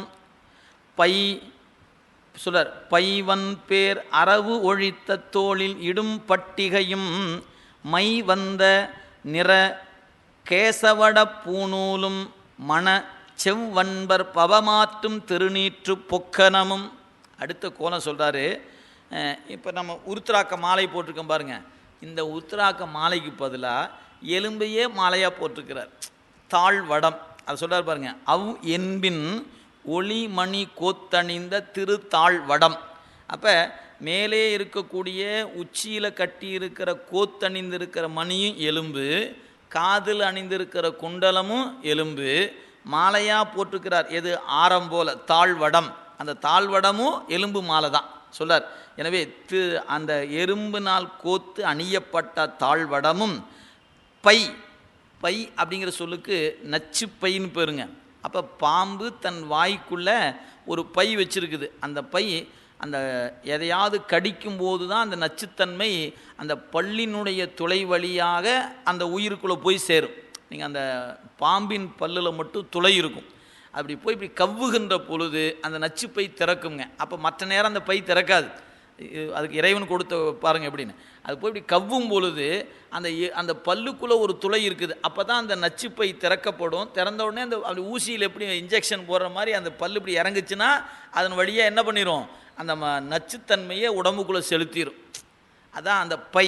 இங்கே பை என்பது நச்சுத்தன்மையுடைய பை, அதை நீக்கிட்டாராம். ஏன் அந்த பை அப்படிங்கிற நச்சுப்பை நீக்கப்பட்ட வன்பேர் அரவு ஒழித்த தோழி. எப்போவுமே தோளில் பாம்பு வச்சுருப்பார், அன்றைக்கி பாம்பெல்லாம் வேண்டான்னு கழட்டி வச்சுட்டு வந்துட்டார். அதனால் பாம்பை நீக்கிட்டு என்ன பண்ணாராம், தோளில் இடும் பட்டிகையும் ஒரு நல்ல ஒரு துண்டை ஒன்று போட்டுக்கிட்டார். போட்டுக்கிட்டு என்ன பண்ணாராம், மை வந்த நிற கேசவட பூணூலும். இப்போ பொதுவாக பூணூல் எப்படி இருக்கும், வெள்ளை வெள்ளையேன்னு இருக்கும். ஆனால் இவர் போட்டுக்கிற பூணூல் எப்படிங்க, கரையேன்னு இருக்குதான். ஏயான்னாரு, இவர் போட்டிருக்கிற பூணூல் தலைமுடியை பூணூலாக அணிவது. அதனால் இது மாவிரத சைவம். இந்த கோலத்துக்கு மாவிரத சைவ கோலம்னு பேர். அதனால் மற்றதெல்லாம் வெள்ளை வெள்ளையாக இருந்துச்சு, பூணூல் மட்டும் கருப்பாக இருக்குது இல்லைங்களா. அந்த பூணூல் ஏன் கருப்பாக இருக்குதுன்னா மை அந்த சொல்றார் கேசவட பூணூல், கேசவடம் என்று சொல்லக்கூடிய தலைமுடியே பூணூலாக இருப்பது. மை வந்த நிற கேசவட பூணூலும். அதுக்கு அடுத்த ஒரு சொல் சொன்னார் பாருங்க. இதெல்லாம் பொதுவாக அழகு தான், ஆனால் அடுத்து சொன்ன பாருங்க, மனச்செவ்வன்பர். யாருடைய மனமெல்லாம் செம்மையாக இருக்கிறதோ அந்த செம்மை அன்பருடைய பவம் என்கிற பிறவியை மாற்றுகின்ற திருநீற்று பொக்கனமும். திருநீரு பிறவியை மாற்றும். யாருடைய பிறவியை மாற்றும் கேள்வி இருக்குது அல்லவா, அதுக்கு ஒரு அடை கொடுத்தாரு. மனச்செவ்வன்பர் பவமாற்றும் திருநீற்று பொக்கனமும். மனம் செம்மையாக இருக்குமானால் இந்த திருநீரு பிறவியை அறுக்கும். நீங்கள் அப்போ மனம் செம்மையாகலைன்னா பிறவி அறுக்குமா அப்படின்னு கேட்டால் பிறவியை நேரடியாக அறுக்காது. என்ன பண்ணும், மனத்தை செம்மையாக்கி அதன் பிறகு பிறவி அறுக்கும். அவ்வளோதான் வேலை, வேற ஒன்றும் இல்லை. ஏன், மதியை தருவது நீர், மானம் தகிவது நீர் அப்படின்னு தூய்மை தருவது நீர். எனவே நம்முடைய அகத்துக்குள் இருக்கிற அழுக்கையெல்லாம் நீக்கி நமக்கு தூய்மை தருவது திருநீர் அப்படின்னு ஞானசம்பந்த பெருமான் அருளியிருப்பதனால செவ்வன்பர் அணிந்தால் பிறவி தீரும். அழுக்குடையவர் அணிந்தா அழுக்க நீக்கி மனதை தூய்மைப்படுத்தி அதன் பிறகு பிறவி அறுக்கும். எனவே செவ்வன்பர் பவம் மாற்றும், பவம்னா பிறவி, பவம் மாற்றும் திருநீற்று பொக்கனம். திருநீற்று பை எங்கே, இழுப்பில் ஒரு திருநீற்று பை வச்சுக்கிட்டார். இப்போ பூணூல் சொன்னதுக்கப்புறம் அடுத்து எங்கே வராரு, இங்கே வர. முதல்ல உச்சி சொன்னார், அப்புறம் காது சொன்னார், அப்புறம் தாழ்வடம் சொன்னார். அதுக்கப்புறம் இப்போ எங்கே இருக்குது, திருநீற்று பை. இந்த திருநீற்று பை எது, பிறவி மாற்றுகின்ற திருநீர். நமக்கு இன்னொரு தாயின் கருவுக்கு செல்லாமல் நமக்கு பிறவியை அறுப்பது திருநீர். அதனால் பவமாற்றும் திருநீற்று பொக்கனமும். அதுக்கப்புறம் இன்னும் முடிக்கல, ஒரு முன்கை தனி மணி கோத்து அணிந்த ஒளிர் சூத்திரமும் அருமறை நூல் கோவணத்தின் மிசை அசையும் திரு உடையும் இருநிலத்தின் மிசை தோய்ந்து இருநிலத்தின் மிசை தோய்ந்த எழுதறிய திருவடியும் திருவடியில் திருப்பஞ்ச முத்திரையும் திகழ்ந்து இலங்க. இப்போ பெருமான் எப்படி வராராம், ஒரு மணி கோத்து இருக்கிறாராம். அதாவது சூத்திரம்னா கயிறுன்னு அர்த்தம். சொல்லாரு, ஒரு முன் கை தனி மணி கோத்து அணிந்த ஒளிர் சூத்திரமும். எனவே எலும்பு மாலை, இப்போ நம்ம சொன்ன ஜப மாலைன்னு சொல்கிறோம் இல்லைங்களா, அது மாதிரி ஒரு மாலை வச்சுக்கிட்ட, அதெல்லாம் எல்லாம் எலும்புலையே, வேற ஒன்றும் இல்லைங்க, எல்லாம் எலும்பு தான். அதில் மனை அணிந்து கொண்டு சூத்திரம் என்கிற கயிறு கொண்டு அரை சொன்னார், அருமறையாகிய வேதத்தை ஆடையாக உடுத்தி கொண்டு. எனவே அருமறை நூற் கோவணத்தின் மிசை அசையும் திருவுடையும், கோவணத்தின் மீது திரு உடை, அந்த உடை அணிந்து கொண்டு இந்த இரு நிலத்தில் தன் கால் அப்படியே தேயுமாறு வந்தாராம். தோய்ந்து வருகிறார். அது சொல்றார், இரு நிலத்தின் மிசை தோய்ந்த எத்தகையது எழுதறிய திருவடி. இந்த திருவடியை ஓவியத்தில் காட்ட முடியுமாயா? காட்ட முடியாது. அது எழுதறிய திருவடி. எனவே எழுதறிய திருவடியாகி அந்த திருவடி நிலம் தோய நடந்து வந்தாராம். அந்த திருவடியில் 5 முத்திரை இருந்துச்சுங்களாம். இது ஒரு குறிப்பு தருகிறார். சில பேருக்கு பார்த்தீங்கன்னா அவன் சொல்லுவான், அவன் காலில் ஏதோ சங்கு இருக்குதான்னு பாரியா, சக்கரம் இருக்கான்னு பாரு, ஒரு இடத்துல நிற்க மாட்டேங்கிறானே. ஏன் சக்கரம் கட்டி சுற்றுற மாதிரி சுற்றிட்டு இருக்கிறாம்பாங்க. அப்போ காலில் சில வகையான ரேகைகள் உண்டு, முத்திரை உண்டுங்க. கையில் அப்படி முத்திரை உண்டு. இதெல்லாம் நீங்கள் நமக்கு ரேகை என்ற அடிப்படையில் அமைது உண்டு. இங்கே சிவபெருமானுடைய காலில் 5 வகையான முத்திரை இருந்துச்சான். பாருங்கள், அந்த சொல்லும்போது பஞ்ச முத்திரையும் திகழ்ந்து இலங்க, தண்டு என்று சொல்லக்கூடிய ஒன்று, அதுக்கப்புறம் வாள், சங்கு, அப்புறம் சக்கரம், இவையெல்லாம் இருக்கக்கூடிய வண்ணமாக. எனவே தண்டு, வாள், சங்கு, சக்கரம் என்று சொல்லக்கூடியவைகளை கொண்டிருக்கக்கூடிய அந்த 5 முத்திரையுடையதாக கொண்டிருக்கக்கூடிய வண்ணம் அந்த காலில் அதெல்லாம் காணப்படுகிற வண்ணமாக அந்த பெருமான் பஞ்ச முத்திரையோடு நாயனாருடைய இல்லம் நோக்கி வருகிறாராம். அது சொல்லார். எப்படி வராராம்? இவருடைய தோற்றத்தை சேர்க்கல சொல்லார் பாருங்க. இப்போ இது வரைக்கும் சொன்னதெல்லாம் தேவைப்படும் போது மாற்றிக்கிறது. இப்போ எலும்பு மாலைக்கு போல் உருத்திராக்கு அணியலாம், இப்படி எல்லாம் மாற்றி மாற்றி அணிஞ்சு வருவார். இப்போ இருக்கிற அந்த திருமேனி எப்படி இருக்குது பாருங்கள். பொடி மூடும் தழல் என்ன, பொடி மூடும் தழல் என்ன திருமேனி, பொடி மூடும் தழல் என்ன திருமேனிதனில் பொலிந்தபடி, நீடு திருநீற்றின் பரப்பணிந்த பான்மையராய், கொடி நீடு மருகணைந்து தம்முடைய குளிர் கமலத்து அடி நீடும் மனத்து அன்பர் தம் மனையின் அகம் புகுந்தார். என்ன சொல்கிறாரு? பெருமானுடைய கோலத்தை சொல்லுகிறார். அந்த கோலம் எப்படி இருக்குதுன்னா, நீங்கள் அதை காணணும் அப்படின்னு நினச்சிங்கன்னா, இந்த சமையல் செய்யும்போது இப்போல்லாம் நம்ம பெரும்பாலும் கேஸ் தான் பயன்படுத்துகிறோம். அதனால் இதெல்லாம் பார்க்குறதுக்கு வாய்ப்பு இல்லை. விறகு அடுப்பு பயன்படுத்தி பழைய காலங்கள்லாம் பார்த்திங்கன்னா பெரிய பெரிய அந்த நிகழ்வுகளில் மரத்துண்டுகளை போட்டு எரிப்பாங்க. வீட்லேயே கூட நமக்கு அடுப்பில் பயன்படுத்தும் போது அந்த எரிகின்ற நெருப்பு அப்படியே மெல்ல மெல்ல நம்ம சமைச்சு முடிச்சிட்டோம்னா அந்த நெருப்பை லேசாக அப்படியே அணைந்து கொண்டே வரும். கொஞ்சம் நேரம் ஆச்சுன்னா எப்படி இருக்குன்னா வெள்ளை வெளேர்னு இருக்கும். நீங்கள் வேகமாக போய் கையை வச்சிடக்கூடாது. ஏன்? அதுக்குள்ளே நெருப்பு சிவந்து உள்ளுக்குள்ளே கிடக்கும். வெளியே பார்த்தா வெள்ளை கலர் தெரியும். நீங்கள் கையை கீது வச்சிட்டிங்க, உடனே கையை உதற ஆரம்பிச்சிடும். அடடா சாம்பல், ஐயோ இத்தனை சூடா. அது பார்த்தா ஒரு கங்கு என்று சொல்லக்கூடிய நெருப்பு துண்டு உள்ளே கிடக்கும். இது எப்படின்னு கேட்டால், எரிந்த நெருப்பு மெல்ல மெல்ல அடங்கும்போது அப்படியே பூத்து போயிடும். மேலே இருக்கிற நெருப்பு பூத்து போன பிறகு சாம்பல் போல் கிடக்கும். அதுக்குள்ளே என்ன இருக்கும்? நெருப்பு இருக்கும். இப்போ அந்த நெருப்பை காணா லேசாக ஊதுனீங்கன்னு வச்சுக்கோங்களேன், சிவப்பு தெரியும். அந்த மாதிரி இவனுடைய திருமேனி தழல் போன்ற திருமேனி, நெருப்பு திருமேனி அல்லவா, சக்கச்சவையேன்னு இருக்கிற ஆள். எப்படி வராராம்? இந்த சிவப்பு தெரியாமல் வெள்ளை திருநீட்டை பூசிக்கிட்டு வந்தாராம். எது?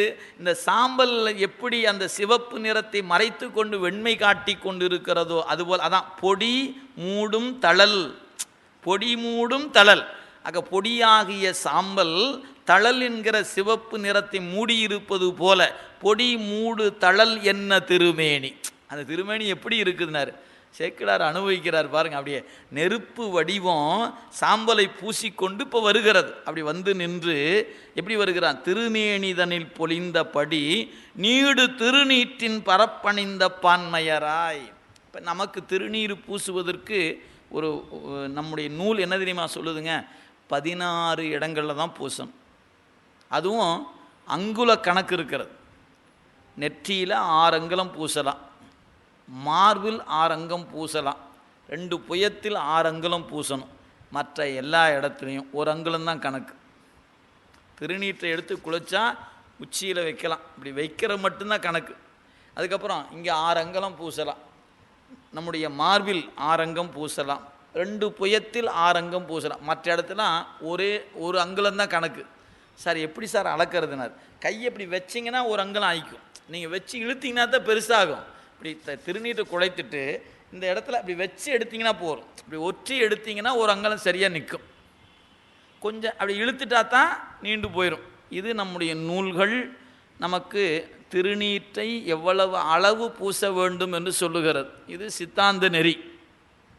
இப்போ இந்த மாவிரத சைவம் இருக்கிறதே, அவங்களுக்கு என்ன கொள்கை அப்படின்னு கேட்டால், திருநீற்றால்னா இந்த 3 கோடு 4 கோடெல்லாம் கிடையாது. எடுத்துமா அப்படியே முழுசாக பூசிக்கணும். அப்படியே கையினா அப்படி கை பூரா பூசிக்குவாங்க, அப்படியே வெள்ளவெளேன்னு நிற்பாங்க. இதாங்க மாவிரத சைவம். அவர்களுக்கு அளவுகள்லாம் இல்லை, உடம்பு முழுக்க பூசிக்குவாங்க. நமக்கெல்லாம் காலில் திருநீர் வைக்க மாட்டோம். நீங்கள் யாராவது திருவடி பூசை செய்தால் சந்தனம் குங்குமம் தான் வைப்போமே ஒழிய காலில் திருநீர் வைக்க மாட்டோம். ஆனால் மாவிரத சைவத்தை பொறுத்த வரைக்கும் உடம்பு பூரா திருநீர் பூசிக்குவாங்க. ஏன்? அது அவங்களுக்கு விதிக்கப்பட்டு இருக்கிறது. நமக்கு அப்படிலாம் இல்லை. இதுவே பைரவ கோலத்தில் திருநீர் எப்படி தெரியுமா இருக்குங்க? நிலவு போல் இருக்கும். இந்த அரசர்கள்லாம் அப்படி நெற்றியில் அந்த மாதிரி இப்படியும் திருநீர் வைக்கலாம். அதெல்லாம் நூலில் சொல்லப்படுகிறது. எனவே சந்திர வடிவமாக திருநீர் பூசுவது, நெற்றி நிறைய பூசுவது, 3 கோடுகளாக பூசுவது என்று பல வகை உண்டு. சித்தாந்த செந்நெறி 3 கோடுகளாக பூச வேண்டும். இதுதான் நம்முடைய நெறி. அதனால் இங்கே சொல்கிறாரு, அந்த பொடி மூடுகின்ற தழல் என்று சொல்லப்பெறுகிற வண்ணமாக திருநீர் பரப்பணிந்த பான்மையராய், அப்படியே உடம்பு முழுக்க திருநீற்றை பூசி நல்லா ஒரு கற்பனை பண்ணி பாருங்களேன். லேசாக காற்று அடிச்சதுன்னா சிவப்பு தெரியும் போல இருக்குது இல்லைங்களா? ஏன்? பொடி மூடி இருக்குது. அப்படி லேசாக காற்று அடிச்சதுன்னா செக்கச்செவியன்னு தெரிஞ்சிடும். அப்போ அதுக்கெல்லாம் சாமி என்ன பண்ணியிருப்பார்? காற்றெல்லாம் அசையாதவாறு பார்த்துட்டு தானே வந்திருப்பார். கண்டுபிடிச்சிடக்கூடாதுன்னு தானே அவருடைய நோக்கம். அதனால் தழல் போன்ற அந்த திருமேனி அப்படியே வருகிறாராம். எனவே திருநீற்று பான்மையராய் கொடி நீடு மருகு அணைந்து, அப்படியே கொடிகள் கட்டப்பட்டு இருக்கின்ற அந்த வீதி வழியாக உள்ள புகுந்து தம்முடைய குளிர் கமலத்து அடிநீடு மனத்து அன்பர். மானக்கஞ்சாருடைய நெஞ்சுக்குள்ள இந்த திருவடி இருக்கிறது. எப்படிப்பட்ட திருவடி அப்படின்னா, குளிர் கமலத்து அடி. அந்த திருவடி சொல்ல பாருங்க, குளிர்ந்து இருக்கக்கூடிய தாமரை போன்றிருக்கக்கூடிய திருவடி, கமலத்து அடி. ஆக குளிர்ந்த கமலத்து அடி நீடும் மனத்து அன்பர். எனவே மானக்கஞ்சாருடைய நெஞ்சுக்குள் நீங்காது நிற்கக்கூடிய திருவடி. இமைப்பொழுதும் என் நெஞ்சின் நீங்காதான் அவனுடைய தாள். எனவே அந்த திருவடியானது இப்போ எங்கே வந்துச்சு? உண்மையிலேயே சொல்லணும்னா நெஞ்சுக்குள்ளே இருந்தவர் வெளியே வந்தார். சேக்கிடார் அகம்புகுந்தாருங்கிறார். ஐயா அது அகத்தில் தானையா இருக்குது, அப்புறம் எங்கே அகமுகுந்தானார்? அந்த அகம் உடம்பு என்கிற மனை அகம், இது இல்லம் என்று சொல்லக்கூடிய அகம். எனவே உள்ளத்தின்கண் இருந்தவன் முன்னே வந்து இப்போ அவர் நாயனாருடைய இல்லத்தில் நுழைகிறான். உள்ளத்தில் இருந்தவன் இல்லத்தில் நுழைகிறான். இங்கே அதான் இங்கே காட்டப்பெறுகிறது. எனவே மனையகம் என்று சொல்லக்கூடிய அந்த அகத்தில் அங்கே உள்ள நுழைகிறாராம். அன்பர் தம் மனையின், அது சொல் பாருங்க, அன்பர் தம் மனை, தன்னுடைய அடியவருடைய இல்லத்துக்குள் அந்த பெருமான் எப்படி வருகிறாராம்? உள்ள நுழைந்தாராம். அந்த திருவடி எத்தகைய திருவடி? நாயனாருடைய நெஞ்சுக்குள் இருக்கிற திருவடி இப்போ முன்னே நடந்து வருகிறது. அப்படி வரார். வந்த உடனே வந்தணைந்த மாவிரத முனிவரை கண்டு எதிர் எழுந்து சிந்தை களி கூர்ந்து மகிழ்ந்து சிறந்த பெரும் தொண்டனார் எந்தை பிரான் புரிதவத்தோர் இவ்விடத்தே எழுந்தருள உய்ந்தொழிந்தேன் அடியேன் என்று உருகிய அன்போடு பணிந்தார். அது திருமணத்துக்குரிய நிகழ்வு. வீட்டிலலாம் அங்கே 2 பேர் போவாங்க வருவாங்க, அதெல்லாம் அந்த நிகழ்வுலாம் நடந்து கொண்டு இருக்கும் போது மாப்பிள்ளை வீட்டுக்காரங்க வேறு பக்கத்தில் வந்துட்டாங்களாம், சீக்கிரம் அதை பண்ணு இதை பண்ணு அப்படின்னு அந்த கூட்டம் ஆறாவாரமாக நிற்கும் இல்லைங்களா? அப்படி அதுக்குள்ளே ஒரு அன்பர் அப்படியே வரார். யார்? பெருமான் அப்படியே வருகிறார். இவர் அமர்ந்து ஏதோ பணி செய்துட்டு இருக்கிறார். இங்கே சொல்றார் பாருங்க, வந்தணைந்த மாவிரத முனிவரை கண்டு என்ன செய்தார்? எதிர் எழுந்து. அப்போ அமர்ந்து இருக்கிறவர் எழுந்தார். எழுந்து என்ன பண்ணாராம்? வேகமாக போகிறாராம் பக்கத்தில். ஏன்?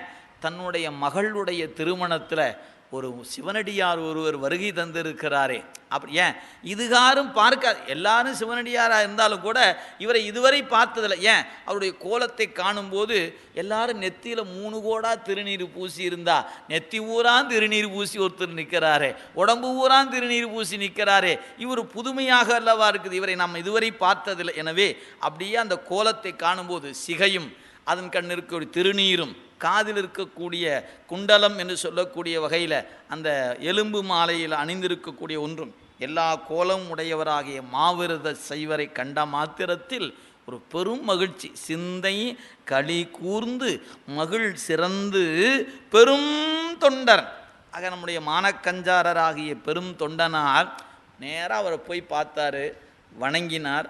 வணங்கும்போது என்ன சொன்னாரா, அவர் சொல்றார் பாருங்க, எந்தை பிரான் புரிதவத்தோ, என்னுடைய சிவபெருமானை நோக்கி தவம் செய்யக்கூடிய பெரியவர் எந்தை பிரான் புரிதவத்தோர் இவ்விடத்தே அடியேனுடைய இல்லத்தின்கண் தாங்கள் எழுந்தருளியிருப்பது அடியேன் செய்த பெரும் பேர், நான் செய்த தவம், தங்கள் வருகையால் நான் உய்ந்தொழிந்தேன், இனி எனக்கு பிறவி இல்லை, இனி எனக்கு பிறவி இல்லை அப்படின்னு தன்னை அறியாமல் சொன்னார். உண்மையிலேயே அதுதான் நடக்க போகுது இப்போ, இல்லைங்களா? ஆனால் உய்ந்தொழிந்தேன் எந்தை வீரான் புரிதவத்தோர் இவ்விடத்தே எழுந்தருள உய்ந்தொழிந்தேன் அடியேன் என்று உருகிய அன்போடு போய் அவர் திருவடியை வணங்கினாருங்களாம். அப்படி வணங்கிய மாத்திரத்தில் சிவபெருமான் அவர் அப்படி பார்க்கிறார் பாருங்க. ஞானச் செய்தவர் அடிமேல் பணிந்து மனை அகம் மன்னிக்கும் ஒரு பாட் நற்றவராம் பெருமானார் நலம் மிகும் அன்பரை நோக்கி உற்ற செயல் மங்களம் இங்கு ஒழுகுவது என அடியேன் பெற்றதொரு பெண் கொடி நன் வதுவை என பெருந்தவரும் மற்று உமக்குச் சோபானம் ஆகுவது என்று வாய் மொழிந்தார். இங்கே சொல்கிறாரு, நற்றவராம் பெருமானார் நலம் மிகும் அன்பரை நோக்கி, ஆக தவத்தின் வடிவத்தின் பயனாக விளங்குகின்ற இறைவர். ஏன் தவத்தின் பயன் சிவம்தான், தவத்திற்கு அழகு சிவத்தை பேணுதல். எனவே நற்றவம் ஆக நல்ல தவத்தின் பயன், ஆக நற்றவராம் பெருமானார் நல்ல தவத்தினால் அடையப்படுகின்ற பெருமான். ஏன்னா அதனால தான் தவம் உடையவர் தான் இறைவனை அடைய முடியும், தவம் உடையார்க்கே என்பது வள்ளுவ பெருந்தகையினுடைய திருவாக்கு. அதனால் நற்றவம், எத்தகைய தவம் வேண்டும், தவத்திலையும் நல்ல தவம் வேண்டும். அது என்னங்க நல்ல தவம்? அப்போ தவத்தில் நல்ல தவம் நல்லா இல்லாத தவம் ஒன்று உண்டா அப்படின்னு கேட்டால், இதற்கு நீங்கள் பொருள் காணணும்னா சிவஞான போதம் 8ஆம் நூற்பா படிச்சிங்கன்னா தவம் என்பதற்கு 2 சொல்லப்பட்டிருக்கிறது. அங்கே என்ன தவம் சொல்லப்படுது அப்படின்னு கேட்டால், இறக்கும் தவம், இறப்பில் தவம். இறக்கும் தவம் ஒன்று இருக்கிறது, இறப்பியில் தவம் ஒன்று இருக்கிறது. எது இறக்கும் தவம்? நீங்கள் அறம் செய்து அறத்தின் பயனாக சொர்க்கம் முதலான உலகங்களில் சென்று இருந்து துய்த்து அனுபவித்து திரும்புவது இறக்கும் தவம். ஏன்? அந்த பயனை கொடுத்து விட்டால் அந்த தவம் ஒரு காலத்தில் கழிந்து போயிடும், மீண்டும் அது பயன்படாது. இருக்கிற வரைக்கும் நீங்கள் என்ன செஞ்சீங்களோ அதுக்குரிய புண்ணியம் வரும், புண்ணியத்தின் பயனை சொர்க்கத்தில் அனுபவிக்கலாம், அனுபவித்து முடிச்சுட்டா கழிஞ்சு போயிடும், அவ்வளோதான். ஆனால் சிவபுண்ணியம் என்பது அப்படி அல்ல, அது பிறவிதோறும் தொடர்வது. சிவபுண்ணியம் என்றால் என்ன அப்படின்னு கேட்டிங்கன்னா, குருநாதனிடத்தில் தீக்கை பெற்று சமயம் விசேடம் நிருவாணம் அபிடேகம் என்று சொல்லப்பெறுகிற வண்ணம் தீக்கை பெற்று செய்கிற வழிபாட்டுக்கு தவம் என்று பெயர். அதுதான் இறப்பில் தவம். தீக்கை இல்லாத வழிபாடுகள் அத்தகைய பயனை கொடுப்பதில்லை. எனவே சைவ சித்தாந்தம் நமக்கு உணர்த்தும் போது அது அறிந்து செய்யப்படும் சிவபுண்ணியம், அறியாது செய்யப்படுகிற புண்ணியம் என்று சொல்லப்படும். அறியாது செய்யப்படுபவை உபாயம் என்று பெயர், அறிந்து செய்யப்படுவன உண்மை என்று சொல்லப்படும். அப்படி அந்த உண்மை தவமானது சிவத்தை தரும். அதனால் நற்தவம் நன்மை தருகின்ற தவம், அந்த நன்மை திருவடிப்பேர்.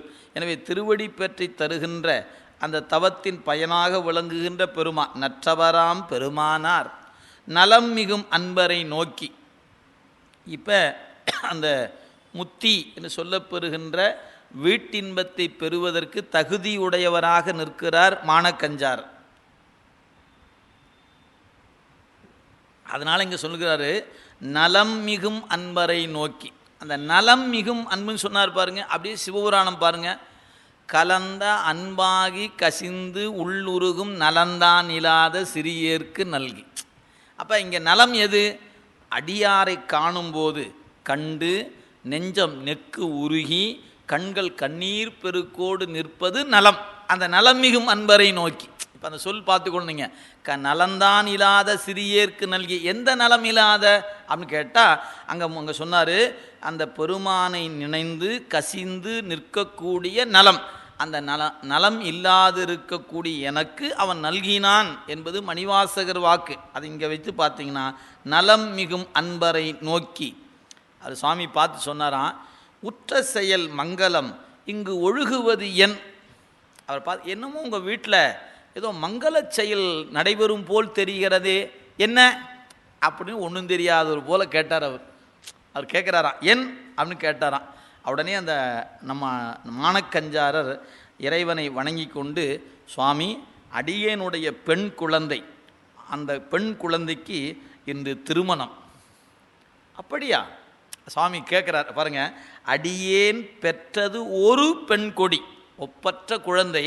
அந்த ஒரு பெண் கொடித்தான் வதுவை, அந்த பெண் குழந்தையின் வதுவை என சொன்ன மாத்திரத்தில் அந்த பெரும் தவத்துக்குரியவர் இருக்கிறாரே, அவர் என்ன பண்ணாராம், மற்ற உனக்கு சோபானம் ஆகுக, சோபானம் ஆகுக. இந்த சோபானம் அப்படிங்கிற சொல்லுக்கு என்ன தெரியுங்களா பேர்? நன்மை ஆகுக. ஏன்? நலம் மிகும் அன்பர். அதனால் அவர் பார்த்து உனக்கு நன்மை உண்டாகட்டும். இப்போ எதுங்க நன்மை அப்படின்னா ஆழமாக சிந்திச்சிங்கன்னா, நாயனாருக்கு வீடு பேறு கிடைப்பது தான் நன்மை. உலகத்திலேயே நன்மை என்பது பல இருக்கலாம், ஆனால் உயர்ந்த நன்மை என்பது திருவடி பேறு தான். அதைத்தான் இங்கே சாமி சொல்ல, உனக்கு சோபானம் ஆகுக. அப்போ என்ன அர்த்தம்? அவர் வாழ்த்துவது உனக்கு நன்மை கிடைக்கட்டும் அப்படிங்கிறார். நன்மை என்பது வள்ளுவ பெருமான் சொல்வது போல அந்த திருவடி பேறு தான் உயிருக்கு கிடைக்கக்கூடிய நன்மை. அதை விட பெரிய நன்மை வேறு ஒன்றுமே இல்லை. எனவே நன்மை உனக்கு கிடைக்கட்டும் என்று பெருமான் வாழ்த்துறாராம். எனவே மற்ற உமக்கு சோபனம் ஆகுவ என்று என்ன பண்ணார்? திருவாய் மலர்ந்து அருள் செய்தார். அப்படி சொன்ன உடனே இவர் அடுத்து என்ன பண்ணுறார் பாருங்க, ஞான செய்தவர் அடிமேல் பணிந்து மனை அகம் நன்னி மானக்கஞ்சாரனார் மனக்கோலம் புனைந்திருந்த தேனக்க மலர்கூந்தல் திருமகளை கொண்டு அணைந்து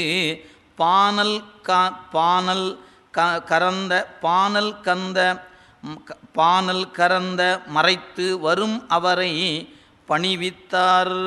இங்கே சொல்லும்போது நம்முடைய நாயனார் மற்ற உமக்கு சோபானம் ஆகுக, சோபனம் ஆகுக என்று வாழ்த்திய அடுத்த வினாடி எழுந்திருந்தார். வீட்டுக்குள்ளே வேகமாக போனார். யார்? ஞான செய்தவர். ஆக ஞான செயலுக்குரிய தவமுடையவர் அடிமேல் விழுந்து, யார்? வந்திருக்கக்கூடிய மாவிரத செய்வராக கோலம் கொண்டிருக்கிற இறைவன் திருவடியில் பணிந்து மனை அகம் நன்னி. இப்போ ஏற்கனவே அகம்தானே வந்திருக்கிறாரு, இன்னும் மறுபடியும் எங்கே அகம் போனார்? அந்த வீட்டில் ஒரு நிகழ்வு நடைபெறுகிற இடத்துக்கு வந்திருந்தார். இப்போ நாயனார் எங்கே போகிறாரு? வீட்டின் இன்னும் அடுத்த பகுதி, ஏன் மணக்கோலம் கொண்டிருக்கிற பெண் உள்ளே இருக்கிற இடத்துக்கு போகிறாராம். மனை அகம் நன்னி மானக்கஞ்சாரனார் நம்முடைய நாயனார் என்ன செய்தாராம்? மணக்கோலம் புனைந்திருந்த தேனக்க மலர்கூந்தல் திருமகளை கொண்டு அணைந்து வேகமாக போனார். மணக்கோலத்தில் இருந்த மகளை அழைத்து கொண்டு விரைந்து வந்தாராம். வந்து என்ன செய்தார்? இந்த கண்டத்தில் இருப்பது கருப்பு நீலம் என்பது அதை மறைத்து வந்திருக்கக்கூடிய இறைவர். அதனால் பானல் கந்தம் மறைத்து வருவாரை. எனவே இந்த பானல் அப்படின்னு சொல்லக்கூடிய அந்த திருநீலகண்டம் என்பதை பானல் கந்தம் அப்படிங்கிற வகையில் பானல் கறந்த மறைத்து வரும் அவரை பணிவித்தார். எனவே நம்முடைய நாயனார் என்ன செய்தார்? வந்த தவ வேடமுடைய இறைவரை அவருடைய திருவடி பணிமாறு பணித்தார். அந்த பெண்ணும் வேகமாக வந்து விழுந்து வணங்கினார்கள். வணங்கின உடனே பாருங்க சொல்றார், தன் சரணத்திடை பணிந்து, தம் சரணத்திடை பணிந்து தாழ்ந்து எழுந்த மடக்கொடி தன் மஞ்சு தழைத்து என வளர்ந்த மலர்கூந்தல் புறம் நோக்கி அஞ்சலி மெய் தொண்டரை பார்த்து அணங்கு இவள் தன் மயிர் நமக்கு பஞ்சவடிக்கு ஆம் என்றார் பரவ அடித்தலம் கொடுப்பார். சேக்கிழார் சொல்கிறாரு, தம் சரணத்திடை பணிந்து, அப்படியே வந்து திருவடியை பணிந்து நிற்கக்கூடிய மணக்கோலம் புனைந்திருக்கக்கூடிய பெண். எனவே தம் சரணத்திடை பணிந்து தாழ்ந்து அப்படி விழுந்து வணங்கினாங்க. வணங்கி அப்படி எழுந்து நின்னாங்களாம். தாழ்ந்து எழுந்த மடக்கொடி, அப்படி கொடி போன்று விளங்குகிற அந்த பெண் அதை பார்த்து மஞ்சு தழைத்தது என வளர்ந்த மலர்கூந்தல். மஞ்சு தழைத்ததென அவனுக்கு முன்னையே சொன்னார். அதாவது பெருமான் எப்படி வருகிறார் அப்படின்னு சொல்லும் பொழுது அவருடைய பூணூல் எத்தகைய பூணூல் அப்படின்னு கேட்டால் அது மயிர் என்று சொல்லக்கூடிய அதுதான் பூணூலாக கொண்டு இருக்கக்கூடிய அந்த பெருமான். எனவே அந்த வகையில் அந்த பூணூல் அணிந்திருக்கிற அந்த இறைவர் இந்த பெண்ணினுடைய கூந்தலை பார்த்து சொல்லுகிறாராம், மஞ்சு தழைத்தது என. அதாவது மஞ்சுனா மேகம், இங்கே கருத்த மேகம் போல. ஏன் இந்த முடி இளம் பெண் அல்லவா, மடக்கொடின்னு சொன்னார். எனவே மடக்கொடி என்பதனால 12 வயதுடைய பெண் குழந்தை. எனவே அந்த கூந்தல் எப்படி இருக்குது? கருத்த நிறமுடையது. எனவே மஞ்சு தழைத்தது என மேகத்தை கருமேகத்தை ஒத்திருக்கக்கூடிய கூந்தல் அதான். எனவே மஞ்சு தழைத்தது என வளர்ந்த மலர் கூந்தல் புறம் நோக்கி, அந்த கூந்தலுடைய புறத்தை நோக்கி அஞ்சலி மெய் தொண்டரை பார்த்து, இந்த பெண் குழந்தை விழுந்து வணங்கி எழுந்து அஞ்சலி குவித்து நிற்க தந்தை பக்கத்தில் நிற்கிறார். அவர் எப்படி நிற்கிறாராம்? அஞ்சலி அப்படி குவித்த கையோடு நிற்கிறார். மகிழ்ச்சியோடு தன் குழந்தை விழுந்து வணங்கி நிற்பதையும் நான் பெருமானாக இருக்கக்கூடிய அடியவரையும் பார்த்து அப்படியே வணங்கி நிற்கிறார் மானக்கஞ்சார். எனவே அஞ்சலி கூப்பி நிற்கக்கூடிய தொண்டரை பார்த்து வந்த மாவிரத சைவர் என்ன சொல்கிறாராம்? அணங்கிவள் தன் மயிர், அணங்கு அப்படின்னு தெய்வத்தன்மை உடையவள் என்று பொருள். அணங்கு இவள் தன் மயிர் நமக்கு பஞ்சவடிக்கு ஆம். இந்த பெண் கூந்தல் பூநூலுக்கு ஆகுமே, நீ தரையான்லாம் கேட்கல, தானு சொல்லலை. இவர் என்ன சொல்கிறாரு? இந்த கூந்தல் நமக்கு பூநூல் என்று சொல்லக்கூடிய ஒன்றுக்கு ஆகும் அப்படின்னு சொன்னார். அவ்வளோதான். இவள் தன் அணங்கிவள் தன் மயிர் நமக்கு பஞ்சவடிக்கு ஆம். ஆக பஞ்சவடி என்று சொல்லப்பெறுவது மயிர் அப்படின்னு சொல்லக்கூடிய அதைத்தான் பஞ்சவடி என்று சொல்ல, அந்த பூநூல் என்று சொல்லக்கூடிய ஒன்றை இங்கே அவ்வாறு குறிக்கும்போது பஞ்சவடிக்கு ஆம். முன்ன சொன்ன மைவந்த நிற கேசவட பூநூல்னு சொன்னார் பாருங்க, அதே தான் இங்கே சொல்லும்போது அதை குறிப்பும் பொழுது மஞ்சு தழைத்தது என்ன, இந்த மலர் கூந்தலாகிய அந்த கூந்தல் பஞ்சவடிக்கு ஆம் என்றார். யார்? பரவ அடித்தளம் கொடுப்பார். யாரெல்லாம் அவரை பரவுகிறார்களோ அவங்களுக்கு திருவடி தருபவர். பரவ அடித்தளம் கொடுப்பார். நீங்கள் சுந்தரமூர்த்தி சாமிநாதனுடைய தேவாரம் பார்த்தீங்கன்னா தெரியும். பரவும் பரிசு ஒன்று அறியேன் நான் பண்டே உம்மை பயிலாது அப்படின்னு சொல்லி வருந்தி பாடுவார். அது மாதிரி பரவ அடித்தளம் கொடுப்பார். எனவே அவரை வணங்கினால், அவருடைய பெருமையை சொன்னால், வாயாரச் சொல்லி மனமாற நினைந்து உடலால் வணங்கினால் அந்த பெருமான் என்ன கொடுப்பார்? திருவடி கொடுப்பாருங்க, அடித்தளம் கொடுப்பார். நீங்கள் பரவினால் அடித்தளம் கொடுப்பார். நீங்கள் ஐயாற்று தேவாரம் எடுத்தீங்கன்னா திருவடியின் பெருமையை அப்பர் சுவாமிகள் 20 பாட்டில் பாடியிருக்கிறார். திருவையாறினுடைய 4ஆம் திருமுறை தேவாரம் ஒன்று, அதுபோல் இன்னம்பர் திருத்தலத்தில் பாடிய தேவார பாடல்கள், இன்னும் சொல்லப்போனால் அந்த திருவடியின் சிறப்பை திருவடி திருத்தாண்டகம் 6ஆம் திருமுறையில் திரு அதிகை வீரட்டானத்தில் பாடிய அந்த திருத்தாண்டகம் எடுத்துனா திருவடியின் பெருமை சொல்லப்படுகிறது. இப்படி பல தலங்களில் திருநாவுக்கரசு பெருமான் திருவடியை பாடிக்கிட்டே இருப்பார். அவர் அதிகம் திருவடியை பாடியிருக்கிறார். அவருடைய தொடக்க பாடலும் திருவடியை கொண்டது தான், நிறைவு பதிகமும் திருவடியை கொண்டது தான். முதல் பதிகத்தில் பாடும்போது அந்த திருவடியை நான் மறக்க மாட்டேன் என்று பாடினார். கூற்றாயினவாறு விளக்ககலீர் கொடுமை பல செய்தன நானறியேன் ஏற்றாய் அடிக்கே இரவும் பகலும் பிரியாது வணங்குவன் அடி அங்கே சொன்னார். கடைசி நிறைவு பதியத்தை பார்த்தீங்கன்னா புண்ணியா உன் அடிக்கே போதுகின்றேன். தொடக்கமும் அடிதான், நிறைவும் அடிதான். அந்த திருவடியைத்தான் அப்பர் பெருந்தகை அவ்வளவு ஏன் இடையில வேறு திருவடி சூட்டுப்பான்னு வேற கேட்டார். நனைந்தணைய திருவடி என் தலைமேல் வைத்தார் நல்லூர் எம் பெருமானார் நல்லவாரே. அந்த அடி எங்கெல்லாம் இருக்குதுன்னு பாருங்கள். எனவே திருவடியினுடைய பெருமையை திருநாவுக்கரசு பெருமான் நம்முடைய திருமார்பேர் அந்த திருத்தல தேவாரத்தில் பாடியிருக்கிறார், இன்னம்பர் தேவாரத்தில் பாடியிருக்கிறார், ஐயாற்று தேவாரத்தில் பாடியிருக்கிறார், அதிகை வீரட்டான தேவாரத்தில். இதெல்லாம் பதிக முழுக்க பாடப்பட்டது, ஒரு பாட்டில் இல்லை, பதிக முழுக்க பாடப்பட்டது திருவடியே. எனவே அத்தகைய திருவடி தான் இங்கே சொல்றார். எனவே பரவ அடித்தளம் கொடுப்பார். ஆக நீங்கள் அதுவும் ஐயாற்று தேவாரத்தை நல்லா அழகாக சொல்லியிருப்பார். கடு நரகத்துக்கு போயிருந்தாலும் கூட அவன் திருவடியை பரவினால் கை கொடுத்து ஏற்றும் ஐயாரன் அடித்தளமே. கை கொடுத்து ஏற்றும் ஐயாரன் அடித்தளமே. அந்த கை கொடுத்து ஏற்றும் அப்படிங்கிற அந்த வரிக்கு அப்படியே திருவாசகம் படிச்சிங்கன்னா கைதரவல்ல கடவுள் போற்றி. கை கொடுத்து ஏற்றும் ஐயாரன் அடித்தளம். நரகக்குழியில் கிடக்கக்கூடியவரை கை கொடுத்து ஏற்றுவது ஐயாரன் அடித்தளமே என்பது அப்பர் வாக்கு. அப்படியே கைதரவல்ல கடவுள் போற்றி என்பது மணிவாசகர் வாக்கு.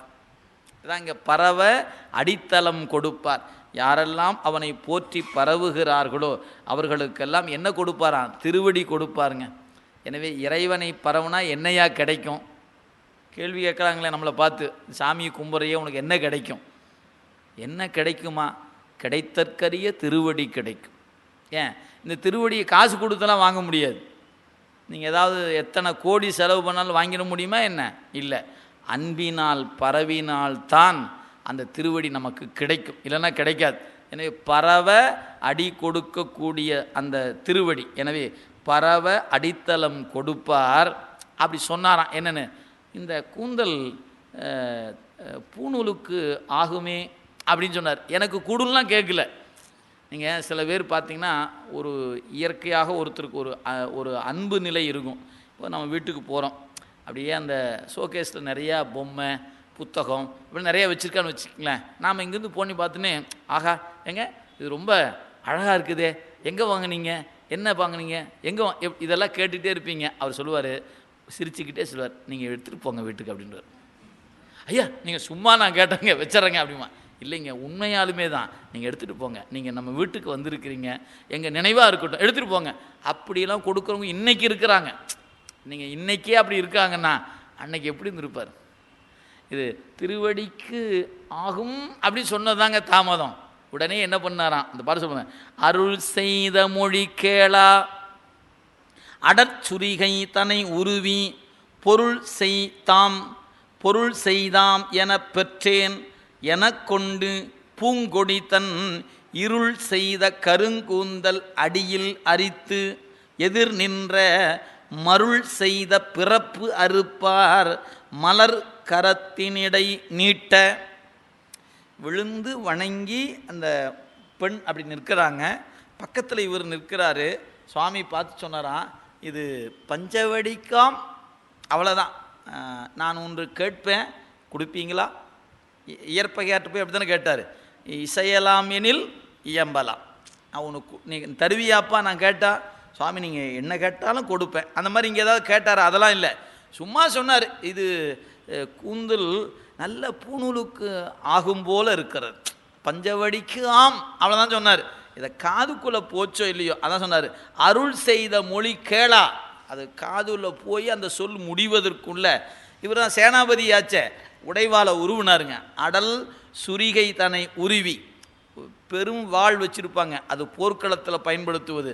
சேனாபதியாக இருப்பவர் எப்போதுமே குறுவாள் கையில் இருக்கணும். இது அந்த சேனாபதிக்குரிய அவருடைய அங்க அடையாளத்தில் அவரை விட்டு பிரியாதிருப்பதில் ஒன்று அந்த குறுவாள். ஏன் அரசனாக இருந்தாலும் தற்காப்புக்காக எந்த நேரமும் தன் கையில் ஒரு குறுவாள் இருக்க வேண்டும். அது மாதிரி சேனாபதிக்கு உண்டு. அதனால் இப்போ எங்கள் மணக்கோலத்தில் இருக்கிறாரு, பெண்ணுக்கு கல்யாணம், அவர் வச்சிருப்பாரையா குறுவாள் அப்படின்னு கேட்டால், சேனாபதி என்பதனால் அவருடைய இடத்தில் குறுவாள் உண்டு. அதனால் இப்போ என்ன பண்ணறான், எடுத்தாருங்க, அப்படியே பெண்ணை பிடிச்சாரு, தலையில் அடியோடு அந்த முடியை அறிந்தாராம். சொல்றார், தன்னை உருவி பொருள் செய்தாம். சாமி எனக்கு நல்ல குறிப்பை உணர்த்தினீர்கள். எது? உங்கள் தோற்றத்தை காணும்போதே அந்த வெள்ளை வெள்ளேன்னு இருக்கிற அந்த திருநீற்று உடம்பில் நீங்கள் சிந்திச்சு பாருங்கள், ஒரு வெள்ளை தாளில் லேசாக ஒரு புள்ளி கருப்பு விழுந்தால் பளிச்சுன்னு தெரியும். இது வெள்ளை வெள்ளேன்னு திருநீர் பூசிய உடம்புல இவ்வளோ நீளமாக ஒரு பூணலை போட்டு வந்தால் பளிச்சுன்னு தெரியுமா தெரியாதா? தெரியும். அதுக்காகத்தானே வெள்ளையில் கருப்பு போட்டு வரார் அவர். அதனால் இப்போ அந்த திருநீரை அந்த கோலத்தை பார்த்த உடனே பொருள் செய்தாம், ஆஹா தங்களுக்கு பூணூல் கொடுப்பதற்காக இந்த கூந்தல் பயன்படும் என்று சொன்னால் இதோ இப்பொழுது கொடுத்து விடுகிறேன். பேசிக்கிட்டுலாம் இருக்கலைங்க, வாளை எடுத்தார், அடியோடு அறிந்தாராம். சொல்றார், என் பொருள் செய்தாம் என பெற்றேன் என கொண்டு பூங்கொடிதன் இருள் செய்த கருங்கூந்தல். கருத்து இருக்கக்கூடிய அந்த கூந்தலின் எங்கிருந்து அறிந்தாராம்? அடியிலிருந்து. அப்போ அடின்னு என்ன அர்த்தம்? இந்த தலைப்பகுதியை ஒட்டி இடத்திலிருந்து அப்படியே அடியோடு அறிந்தாராம். அறிந்து எதிர் நின்ற யார் அவர்? மருள் செய்த பிறப்பறுப்பார். இப்போ நமக்கெல்லாம் பிறவி எதனால் வந்திருக்குது? முதல் பிறவி இருளால் வந்தது, அடுத்தடுத்த பிறவியெல்லாம் மருளால் வந்திருப்பது. எனவே மயக்கம் காரணமாக தொடர்கின்ற பிறப்பு, அதை அறுக்கக்கூடிய பெருமான் கையில் என்ன பண்ணாராம்? நீட்டினாராம். மருள் செய்த பிறப்பு அறுப்பார் மலர் கரத்தின் இடை நீட்ட. அப்படி அறிந்து அப்படியே நீட்டினாருங்க. அப்படி நீட்டிய மாத்திரத்தில் என்ன ஆச்சினார்? வாங்குவார் போல் நின்ற மறைப்பொருளாம் அவர் மறைந்து. வாங்குவார் போல் நின்ற மறைப்பொருளாம் அவர் மறைந்து பாங்கின் மலை வல்லியுடன் பழைய மழவிடை மேல் மழவிடை ஏறி ஓங்கிய விண்மிசை வந்தார் ஒளி விசும்பின் நிலன் நெருங்க தூங்கிய பொன் மலர் மாறி தொழும்பர் தொழுது எதிர் விழுந்தார். இங்கே சொல்கிறாரு, வாங்குற மாதிரியே நின்னாராம், அடுத்த முன்னாடி மறைஞ்சிட்டார். வாங்குவார் போல் நின்ற மறைப்பொருளாம் அவர் மறைந்து. அந்த வடிவத்தை எல்லோரும் காண நின்றவர் அந்த வடிவத்தை மறைத்து கொண்டார். அதுக்கப்புறம் உமையம்மையோடு தன்னுடைய பழைய விடை சொல்கிறார், பாங்கின் மலை வள்ளியுடன் பழைய அந்த விடை ரொம்ப பழசுங்க, ஆனால் இளமையான விடை. அது பாருங்க, இதுதான் முரண். இரவும் பகலும் அப்படின்னு சொல்ல. அது மாதிரி இங்கே முரண் என்னென்னா, விடை ரொம்ப பழசு ஆனால் இளமையானது. பழைய மழவிடை, மழை என்பதுக்கு இளமைன்னு அர்த்தம். ஆக பழைய இளமையான விடை. அது பாருங்க என்ன, அது பழைய மழவிடை ஏறி ஓங்கிய விண்மிசை வந்தார். அப்படியே மேல் ஆகாயத்தின் காட்சியாக அப்படி காட்டி, அம்மையப்பராக காட்டி ஒளி விசும்பின் நிலன் நெருங்க தூங்கிய பொன் மலர் மாறி தொழும்பர். வானத்திற்கக்கூடியவர்களாக மலர் மாறி பொழிய எதிர் பெருமான் காட்சி கொடுத்தாராம். அந்த காட்சியை கண்ட மாத்திரத்தில் தொண்டராகிய நம்முடைய நாயனார் எதிர் விழுந்து வணங்குகிறார். விழுந்தெழுந்த மெய் மறந்த மெய் அன்பர் தமக்கு. விழுந்து எழுந்து மெய் மறந்த மெய் அன்பர் தமக்கு மதி கொழுந்து அணைய விழும் கங்கை குதித்த சடை கூத்தனார் எழும் பரிவு நம்பக்கல் உனக்கிருந்த பரிசு இந்த செலும் புவனங்களில் ஏறச் செய்தோம் என்று அருள் செய்தார். பெருமான் என்ன சொன்னாராம்? விழுந்து எழுந்து மெய் மறந்த மெய்யடியார். தன்னை மறந்து நிற்கிற. ஆஹா, பெருமானை காணும்போது என்னாச்சு? எல்லாம் மறந்து நிற்கிறார. மெய் மறந்த மெய் அன்பர். நாமெல்லாம் மெய் மறந்த பொய் அன்பர் ஆகிடுவோம் இல்லைங்களா? நாமெல்லாம் மெய் மறந்தால் பொய்யாயிருவான். அவர் மெய் மறந்த மெய் அன்பர் சொல் பாருங்க. மெய் மறந்த மெய் அன்பர் தமக்கு மதி கொழுந்தணைய, அப்படியே அந்த கொழுந்தணைய விடும் கங்கை குதித்த சடை கூத்தனர். தன்னுடைய சடையில் கொழுந்து போல மதியையும் கங்கையையும், எது குதிக்கின்ற கங்கை, பொங்கி வழிகின்ற கங்கை, அதை தன் சடையில் அடக்கி வைத்திருக்கின்ற கூத்தனாகிய அந்த பெருமான் சொன்னாராம், நீ என்பால் வைத்திருக்கிற அன்பை உலகத்துக்கு காட்டுவதற்காக யாம் வந்தோம். எம் பரிவு சொல்ற எழும் பரிவு நம்பக்கல் உனக்கு இருந்த பரிசு. நீ என்பால் கொண்டிருக்கிற அன்பு திறத்தை இந்த உலகம் அறியட்டும். நீங்கள் நல்லா சிந்திக்க வேண்டும். மானக்கஞ்சார நாயனாரை சோதிப்பதற்கு இறைவன் வல்லை. அவர் வருகையின் நோக்கம் என்னன்னு கேட்டால், தன்பால் இந்த தொண்டர் வைத்திருக்கிற அன்பு உலகம் அறியட்டும். இப்போ அதான் சொன்னார், தம் பரிசு உனக்கு இருந்த பரிசு செழும் புவனங்களில் ஏறச் செய்தோம். இந்த மண்ணுலகம் மட்டும் இல்லையா, மேலே இருக்கிற உலகத்தில் இருக்கிறவங்களாம் இருப்பாங்க, அவங்கெல்லாம் தெரிஞ்சுக்கிட்டோம் என்னென்னு, என்னுடைய அன்பன் என்பால் எவ்வளோ அன்பு வைத்திருக்க. நீங்கள் சிந்தித்து பார்க்கணும். திருமண நாளின் பொழுது தன்னுடைய பெண்ணினுடைய கூந்தலை அறிந்து கொடுக்க யாருங்க தயாராக இருப்போம்? ஏன்னா கூந்தல் என்பது மங்கள வினை என்று சொல்லப்பெறுவது, மங்களத்தின் அடையாளம் என்று சொல்லப்பெறுவது. நீங்கள் பொதுவாக நீங்கள் ஒரு நம்ம இயல்பான சடங்கு முறைகளில் பார்த்திங்கன்னா, நம்ம தலை முடிய முழுமையாக நீக்குவது ஏதாவது தெய்வ வழிபாட்டின் பிரார்த்தனை காரணமாக நீக்குவோம். நான் வேண்டிக் கொண்டேன், உடம்பு சரியில்லாமல் இருந்துச்சு, கடவுளை வேண்டிக் கொண்டு எனக்கு அந்த இறைவன் நல்லருள் செய்தார், எனவே முடி நீக்கிறோம் அப்படின்னு வேண்டுவது, இது ஒரு நிலை. சில நேரங்களில் எப்படி இருக்கும், தாய் தந்தையர் இறந்து விட்டால் சடங்கு செய்யும்போது முடி நீக்குவது உண்டு. அப்போ அதை மொட்டையடிச்சுன்னா பார்த்தோன்னே என்ன தோணும், சாமிக்காக முடி விட்டாரா இல்லை இறப்பு காரணமாக முடி அப்படிங்க. ஏன் அந்த சடங்குக்குரியவர்கள் அந்த முடியை இழப்பது உண்டு. நீங்கள் நல்லா சிந்திக்கணும். மணமகன் பக்கத்தில் வந்தாச்சு, இன்னும் கொஞ்ச நேரத்தில் சில நிமிடத்தில் வந்துட போகிறார். இந்த பெண்ணுக்கு தலையில் கூந்தல்னா கல்யாணம் பண்ணுவார் அவர்? இதை ஒரு நிமிடம் நினச்சி பார்த்தாரா? எதையும் நினைக்கலிங்க. பஞ்சவடிக்கு ஆம் என்று சொன்னதுனால இவர் என்ன நினைத்தாரா, கூந்தலை அறிந்து கையில் கொடுக்க அவரோ மறைஞ்சு போயிட்டார்.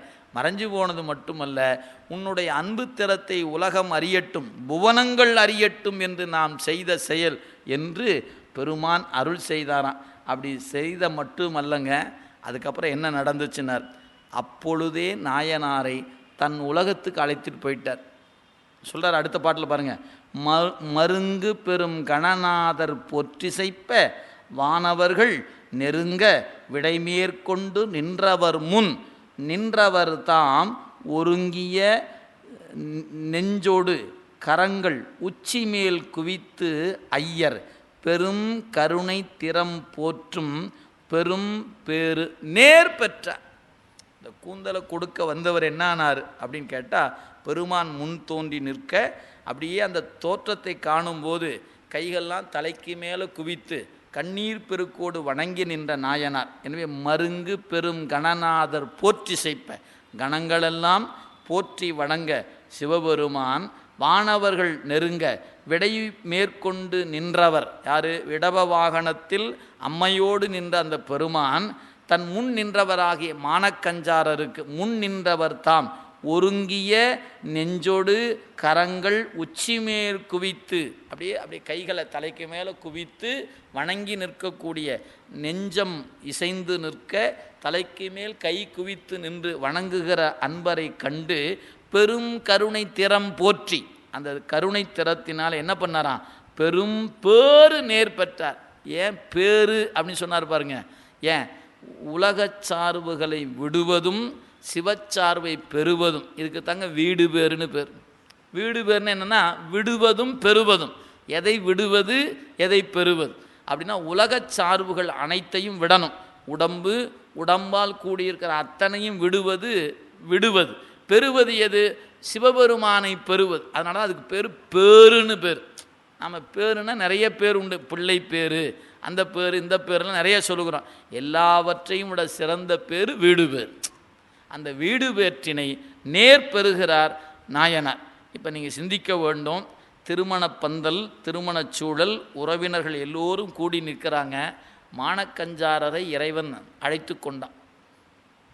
அந்த சூழல் எப்படி இருக்குன்னு நினச்சி பாருங்கள். அவர் வேற மணமகன் வேற எல்லையை நோக்கி விரைந்து இந்த மனம் நிகழ்வு நடைபெற இடத்தை நோக்கி வந்து கொண்டு இருக்கிறார். இந்த சூழலில் திருமணம் நடக்குமா, என்ன ஆக போகிறது, அடுத்த வகுப்பில் காண்போம் என்று சொல்லி இன்றைய சிந்தனையை இந்த அளவில் நிறைவு செய்வோம். என்றும் இன்பம் பெருகும் இயல்பினால் ஒன்று காதலித்து உள்ளம் ஒங்கிட மன்றுளார் அடியார் அவருவான் புகழ் நின்றது எங்கும் நிலவி உலகெலாம் வான்முகில் வழாது பெய்க மலிவலம் சுரக்க மன்னன் கோன்முறை அரசு செய்க குறைவிலாது உயிர்கள் வாழ்க நான் மறை அறங்கள் ஓங்க நல் தவம் வேள்வி மல்க மேன்மைகுள் செய்வ நீதி விளங்குக உலகமெல்லாம் மேன்மைகுள் செய்வ நீதி விளங்குக உலகமெல்லாம் மேன்மைகுள் செய்வ நீதி விளங்குக உலகமெல்லாம். தென்னாருடைய சிவனி போற்றி, ஏகம்பத்துரையந்தாய் போற்றி, காவாய் கனகத்தரளே போற்றி.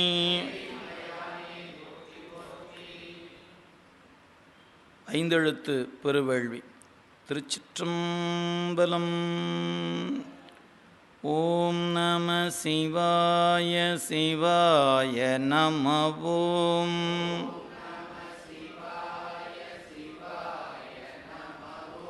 ஓம் நம சிவாய சிவாய நம. ஓம்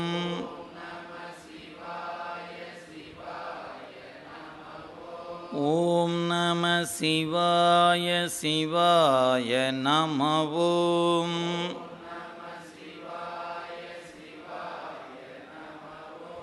ஓம் நம சிவாய சிவாய நம. ஓம்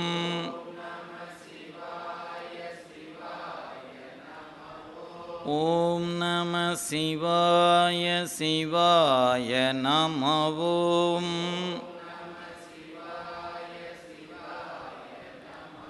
திருச்சிற்றம்பலம்.